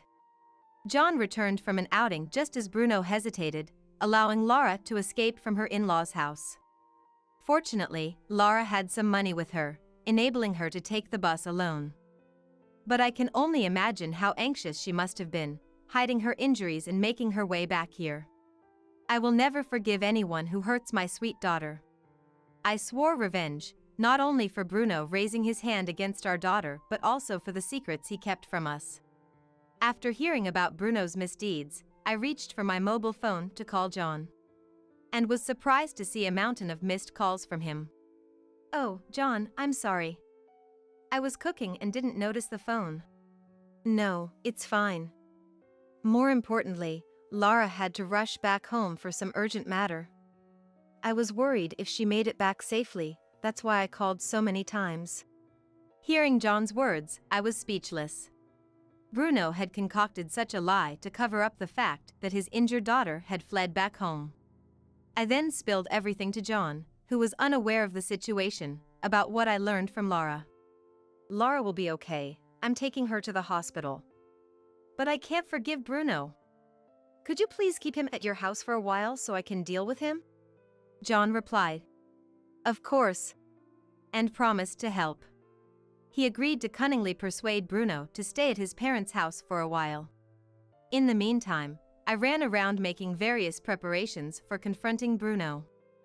5 days later, after finishing the investigation into Bruno's secrets, I was heading to his parents' house. Just as I was about to ring the entrance doorbell, I saw Laura running towards me, out of breath. "Mom. Wait. "I told you to stay at home." I can't just sit there. He needs to take responsibility for my injury." I had planned to confront Bruno alone at his parents' house, not wanting Lara to witness a conflict between her parents. However, Lara clearly had no intention of staying quiet. I think I have a right to speak up too. She was adamant. Reluctantly, I accepted Lara's anger and decided to face the situation together. We were greeted by John, who already knew our plan, and upon entering the living room, we saw Bruno, seemingly just woken up, lounging in his pajamas and watching TV, despite it being midday. Oh, I thought you were on a business trip. Surprised by my sudden voice, Bruno sprang up. Well, I was supposed to go, but then it got cancelled unexpectedly. Bruno began to stammer out a lame excuse. But never mind that. What about Lara's injury? I want to hear about it. Oh, the clumsy girl. She apparently fell down the stairs and hit her forehead. I almost yelled at Bruno for his blatant evasion, but John beat me to it. Enough. I know that Lara's injury is your fault. Lara added. Yes. That's right. And I glared at Bruno. Realizing he was in a tough spot, Bruno suddenly looked smug and retorted. You never showed your face at my parents' place, and now you act all high and mighty. I've been the one doing the filial duties for both of us. Bruno sneered, thinking I had no comeback. Indeed, until now. I had thought he was right and had kept quiet. But after hearing Lara's story, I knew all too well that Bruno's words were full of lies. Oh really? Is leaving your father alone at home and making Lara do all the housework your idea of filial piety? That's right! Since you brought me here, you've just been relaxing at home. Shut up. This was just a one-time thing. Usually, it's me who does all the hard work. As Bruno arrogantly boasted, I took out John's household ledger, which I had been given beforehand. It detailed not only the financial transactions, but also how Bruno spent his time at his parents' house. Let me read some of it to you. June 10th, gave Bruno $200 for transportation. He lounged around all day and went out at night as usual, returning in the morning. Food expenses increased due to Bruno's stay. I calmly read out the entries. According to the ledger, every time Bruno visited. My wife won't even give me money for the trip. He lied, claiming that he receives money from John. Taking advantage of my absence, Bruno portrayed me as a stingy and scary wife to gain sympathy from his father. A grown man, still leeching off his parents, aren't you ashamed? And they even take care of various things for you.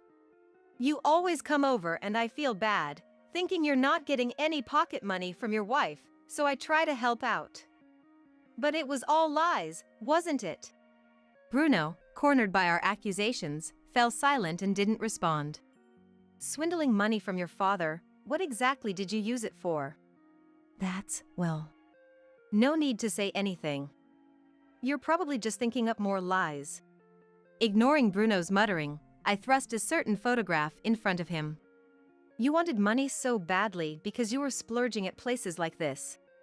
How do you know about this place? The photo showed Bruno entering a dubious nightclub.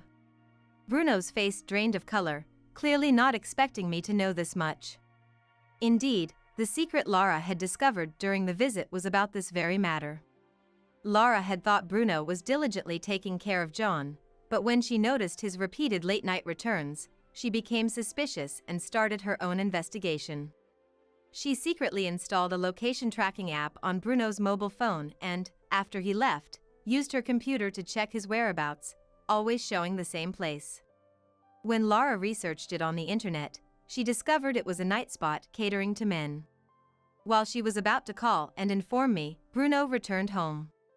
He became furious upon finding Lara checking his location and the club on her computer and pushed her, causing her to hit her head on the edge of a shelf and bleed. You know the rest. After hearing Lara's story, I left my mother in professional care for a few days and staked out the club to gather evidence of Bruno's escapades, capturing photos of him entering the establishment. When I saw Bruno enter the club so lightheartedly, the shock I felt was indescribable. And to think, the money for this recent trip home, though temporarily, was taken from Lara's college fund. Dad, you're the worst. Feeling awkward with the undeniable evidence of the photos, Bruno muttered, "Isn't this normal for men?" And looked up at John, seeking agreement. What are you talking about? Dipping into your child's college fund for nightlife is despicable. I'm tired from work. A little fun should be okay. Lara sighed in disbelief at Bruno's brazenness. "Mom, do you know what kind of place that is?" "Eh? No, I just took the photos and left immediately." "I thought so. Here, take a look," Lara said and spread out several printouts of the club's website on the table. John and I leaned over to see the girls in the club dressed in school uniforms. All appeared to be adults, but it was clear the establishment specialized in this kind of cosplay service. Oh. To expose our daughter to such a world. I was filled with remorse, but Lara seemed unfazed. So Dad likes this kind of stuff. Gross. She shuddered as if chilled while thrusting the papers at Bruno. You don't have to go that far. Having a fetish for uniforms could be a big problem if your school clients find out, right? I doubt your company, which sells educational materials to schools, would continue employing someone with such hobbies. As I gave him a cold gaze, Bruno turned pale. Oh, right.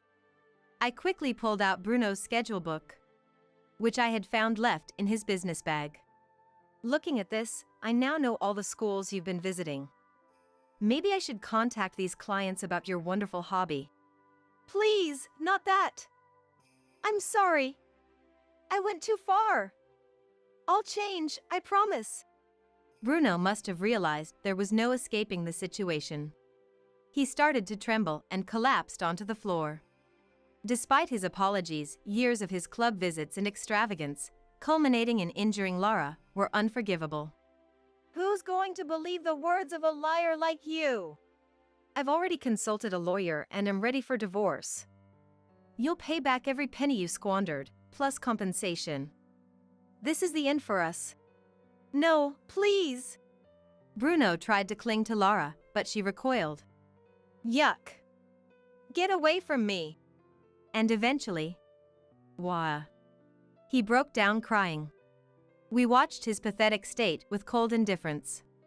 Shortly after, the divorce was finalized, and Bruno was ordered to pay back the $15,000 he had squandered plus $30,000 in damages. Somehow, his club visits were leaked, resulting in his termination from his job. John cut ties with him, and now Bruno lives alone in an old apartment, barely getting by with day jobs. Unable to pay the damages, he had to borrow money from dubious lenders and now lives in fear of debt collectors. Meanwhile, after the divorce, I had more time to myself. With Lara's help, my mother's health improved significantly, and she no longer needed constant care. Now, the three of us women live together, enjoying a happy and harmonious life. I washed your baby in the washing machine. My assailant burst into laughter the moment she saw my face. She had always disliked me, so she must have been waiting for this opportunity. But I couldn't help but raise an eyebrow in response. My daughter is sleeping right next to me. My assailant Janice looked utterly shocked at first, then turned pale as she watched our daughter Kyrie sleeping soundly. This story is about a major family incident involving all our relatives, which happened one Christmas. My name is Patrice, a 35-year-old homemaker. I married Bryant, who is 5 years younger, and after about 7 years, we were finally blessed with a child when I turned 35. Our daughter Kyrie, now 8 months old, is a lively baby who loves her milk and sleeps well. As an older mother, I was relieved, but there were still challenges to face. One of them was my assailant, Janice, who is 10 years younger than me. She disliked me for marrying her brother and constantly harassed me whenever she got the chance. Janice's attachment and love for her brother Bryant were intense, something you might call a brother complex. I don't have siblings, so I can't fully understand, but I find it bizarre that at 25, she still wants to shower with her biological brother. Bryant always brushed it off as a joke, but I couldn't make sense of it. she looked down on me for being an older wife and for having a child late in life. When Bryant wasn't around, she would invariably taunt me, saying, "How did an old lady like you manage to trick my brother?" "I'm just curious, for future reference." "Janice, I don't think that's an appropriate way to speak, but..." "Shut up. You're getting too cocky just because you're acting submissive. It's disgusting that an old lady like you stole my brother and then got pregnant." "Could you please keep it down? The baby might wake up." I held back a sigh and deliberately spoke to Janice in polite, respectful language. After all, she was constantly at our house, clinging to Bryant and trying to follow him every time he left his seat, which also troubled him. Moreover, she would ring the doorbell early in the morning and not leave until late at night. Eventually, she started acting childishly, saying, "I'm going to stay over at my brother's place." Bryant had his hands full just trying to send her home. Good grief, Janice is such a handful. "Honey, I have something I want to ask you about her." I cautiously asked Bryant if he was aware of Janice's terrible behavior. His response was, "I had no idea, this is news to me." Bryant was surprised by what I told him. It all made sense now. Janice had been pretending to be nice in front of her brother and waited for him to leave to insult me. Remembering how Janice used to cling to Bryant, acting as if she were his real girlfriend, made me feel sick to my stomach. Bryant found it hard to believe, but I told him the facts as they were. Even after that, Janice continued her usual behavior. "Let's go take a shower together, big brother," trying to drag him into the bathroom. But after hearing my story, Bryant began to reject her advances. "Look, Janice, we're adults now. Taking a shower together isn't appropriate." "I know it's weird." Janice didn't miss my muttered comment. Right after watching Bryant head for the shower, she turned to me and suddenly punched me in the stomach. Oof! I couldn't contain the pain and crouched down on the floor. "It's your fault. You must have put some ideas into my brother's head." Then she relentlessly kicked my back as I was clutching my stomach. "Get lost already!" As the time approached for Bryant to usually come out of the shower, Janice forcibly made me stand up and pushed me onto the sofa.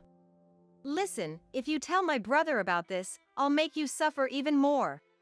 Groaning in pain, I was completely overwhelmed by Janice's violent behavior. What's worse, her anger, initially directed at me, gradually shifted to someone else. It happened one day when Bryant was about to take Kyrie into the shower. "I'll help you, big brother. Maybe I'll take a shower too." Janice was fully intent on joining them, heading towards the bathroom.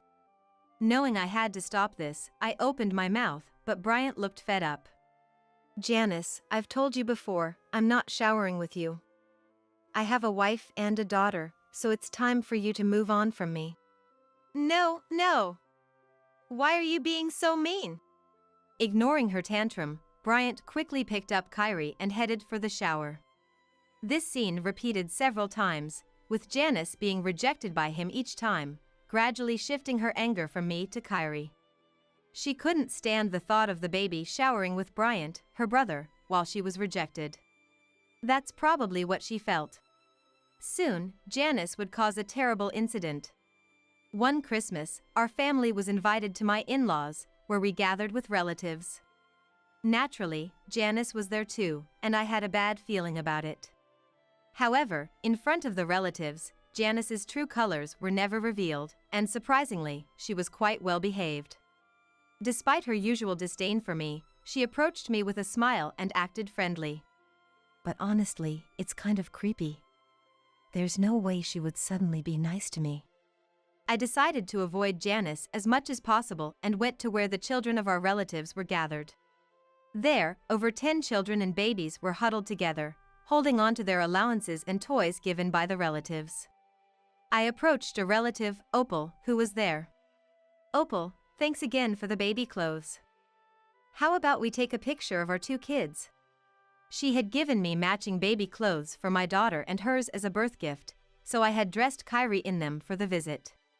We both had a great time taking photos of the children with our mobile phones.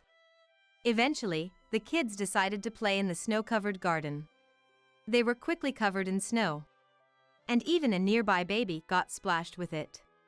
That's when Janice was asked by a relative to help wash the children in the shower. She grimaced for a moment, but then, surprisingly, All right. Come on, everyone, follow me.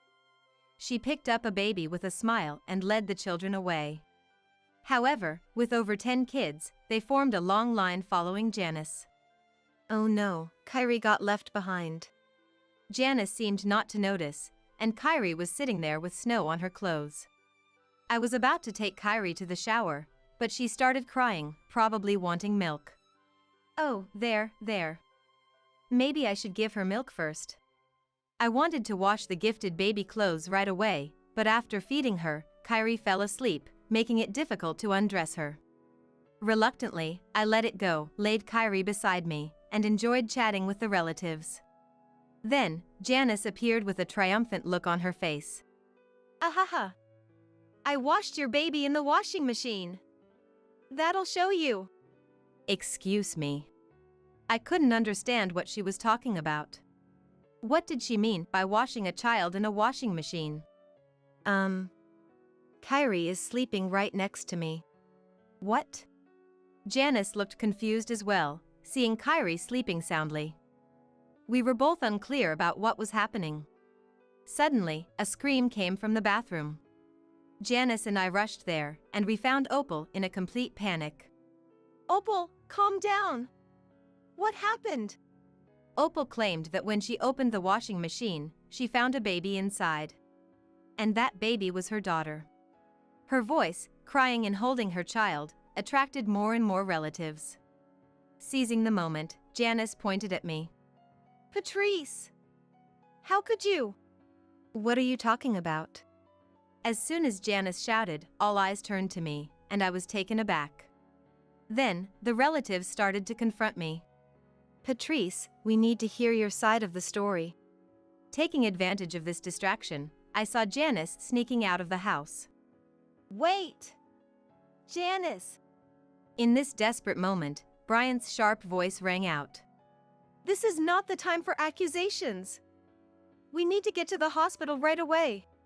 Bryant immediately called the paramedics, and Opal and her husband, with the baby, boarded the ambulance and headed to the hospital.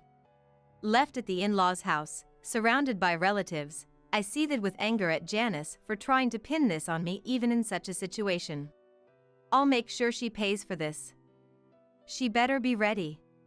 I decided to explain all of Janice's misdeeds to the relatives and asked for their cooperation in punishing her. After returning from the hospital, Opal and her husband, furious after hearing everything, agreed to participate in the plan. I asked Bryant to lure Janice back to the in-laws' house with a phone call. Janice, Patrice admitted her guilt. I can't believe she would do something so horrible. Eh? Oh, really? So, I want to hear more about it. You ran away because you feared Patrice's grudge, right? I'll protect you, so please come back and help us uncover the truth. Comforted by her brother's kind words, Janice naively returned to the in-laws' house. However, the house was in a state of mourning. Opal, in tears, "My daughter has passed away," she announced to the remaining relatives. While everyone was engulfed in sorrow, Janice was the only one looking smug. It's all Patrice's fault. What are you going to do about this? How will you make amends? Joining in Janice's sneering attitude. How could you do something like this, Patrice? What grudge did you have against Opal? The other relatives started accusing me. I'm so sorry. I had to.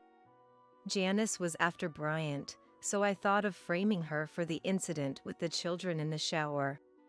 As I began to break down in tears, Janice started to panic. What? Me, after my brother?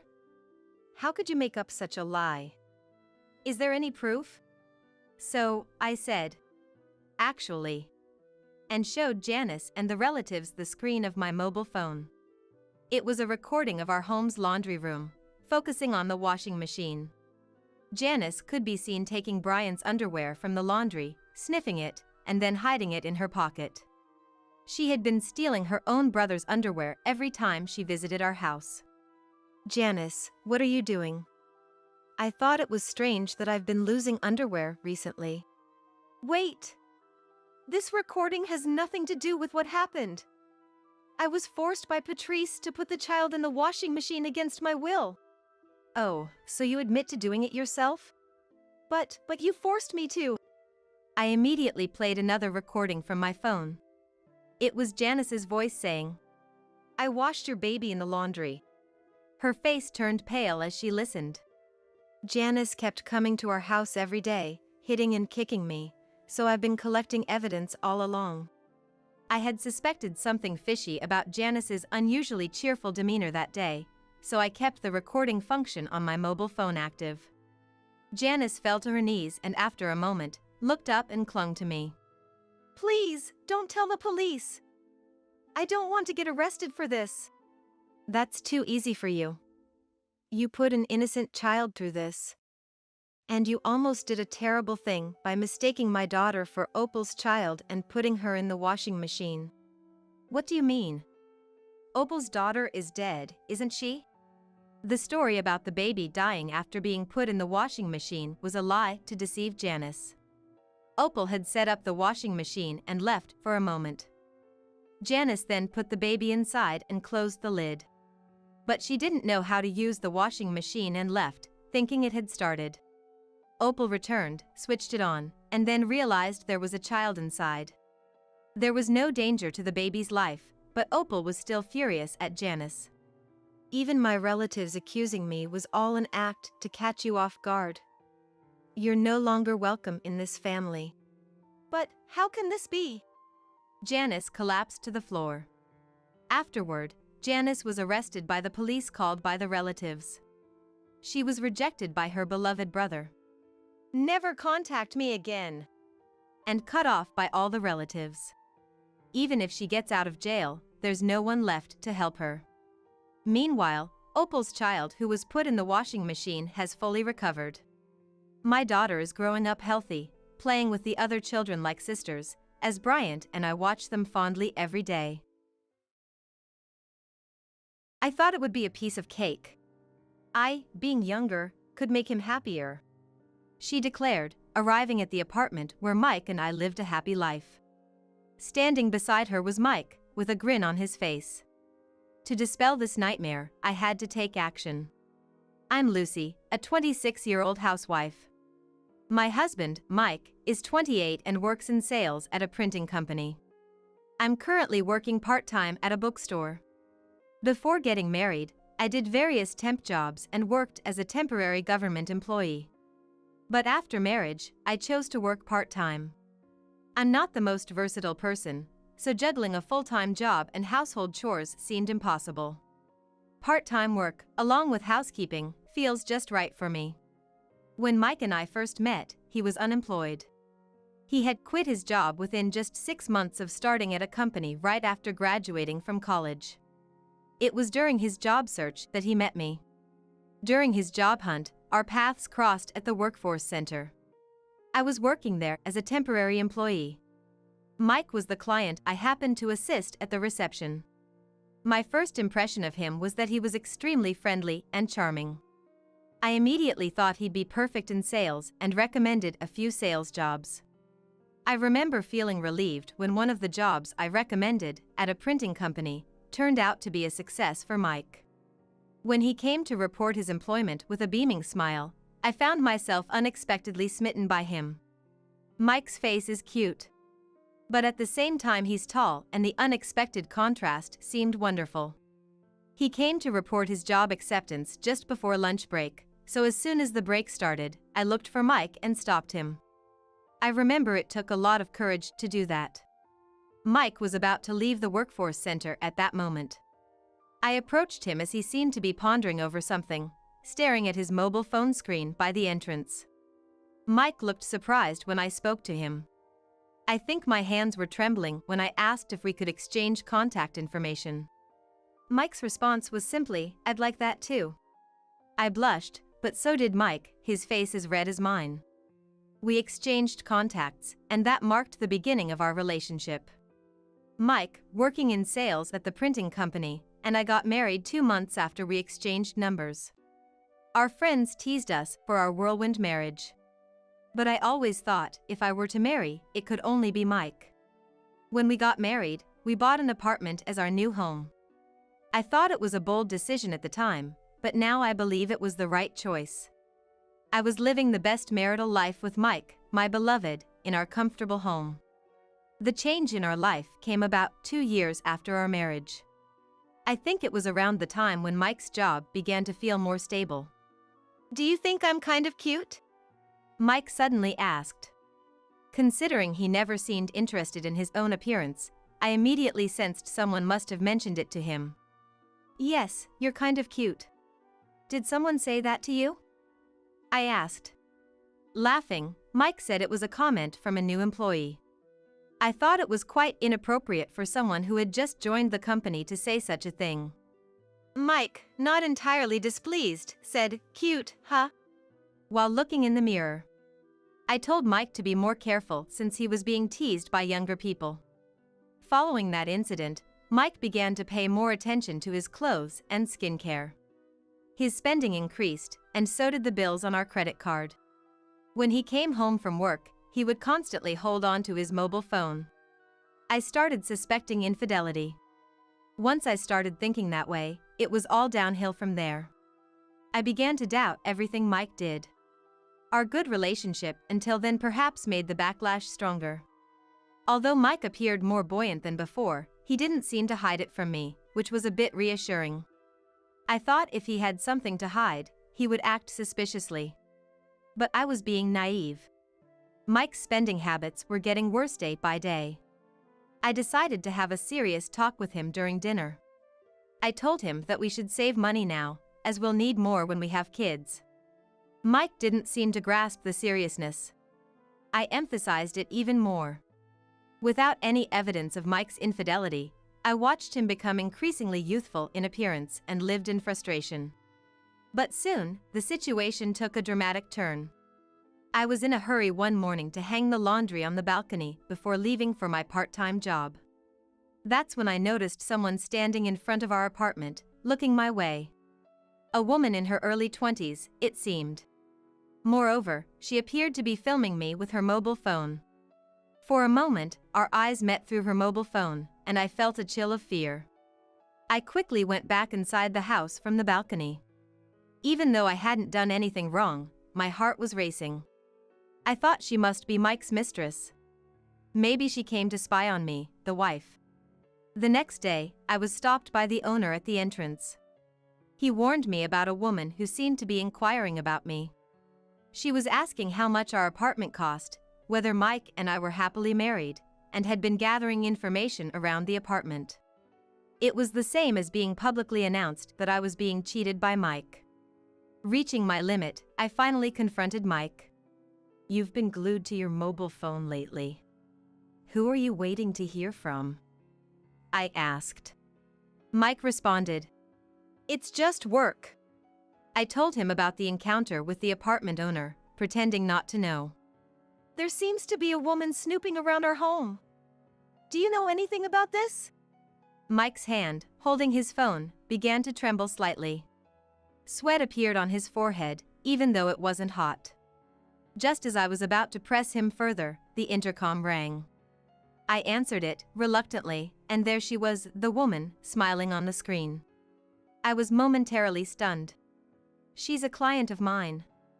She has something to discuss with you," Mike said. He unlocked the door and welcomed her in. The woman who appeared at the door seemed younger than I had imagined. Almost like a high school student. She was introduced as an office worker dispatched to Mike's company. She held Mike's hand, smiling broadly, and her lack of common sense startled me. Then she declared, "I'm dating Mike." To me. And then she announced to me. While I stood there, stunned, the two of them looked at each other and laughed. Holding each other's hands. You're less important to me than she is. I want to start over with Betty, Mike said, sounding like a victim. I felt my blood boil at his words. The two seemed to be reveling in their own tragedy, and Betty was even shedding tears as she looked at me. Mike then hurled cruel words at me. He said our marriage was a mistake, that it was too hasty, and we hadn't thought it through. Finally, he even said he thought it was a mistake to have loved me. He claimed he became his true self thanks to her. His words, like poison, made me feel dizzy. However, I sensed Mike was avoiding a decisive statement. He didn't want to be the one to say divorce. I could feel the two of them waiting for me to bring it up. Fine. I don't want anything. Let's get divorced, I said, raising my hands in surrender. Mike relaxed his shoulders in relief at my words. Betty looked at Mike with joy. Thank you. I thought it would be easy since you looked older than Mike described. It's only natural for someone younger like me to make Mike happier. It's right for you to step aside, Betty said, without a hint of malice. Maybe she really didn't mean any harm. But to the one hearing it, those words could only be taken as malicious. I was incredibly irritated. Our marriage was quick, but the divorce proceedings were even quicker. I spent an unbelievable day filing for divorce with Mike's mistress, Betty. Now that the divorce papers are filed, technically, Mike and I are strangers to each other. The buoyant couple apparently reserved a luxury hotel for tonight. I'm alone in the apartment, packing my things. I told Mike I didn't want anything. I didn't ask for any property division, but I decided to claim alimony. No need for child support, as we don't have kids. Though she's paying me alimony, it seems like Mike will end up paying for her share too. Right after filing the divorce papers, as we were parting, Betty said, "Please leave that apartment soon. Mike and I will be living there, so a middle-aged woman should vacate quickly." She said it in a sickly sweet voice, arm in arm with Mike. It irritated me greatly, but I kept my composure. Smiling outwardly, I vowed revenge against them in my heart.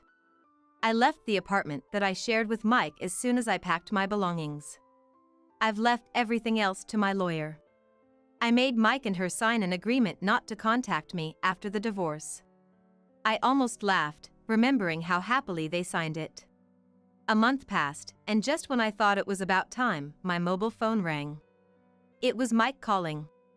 Knowing he must be panicking, I deliberately took my time answering. What? You signed an agreement not to contact me.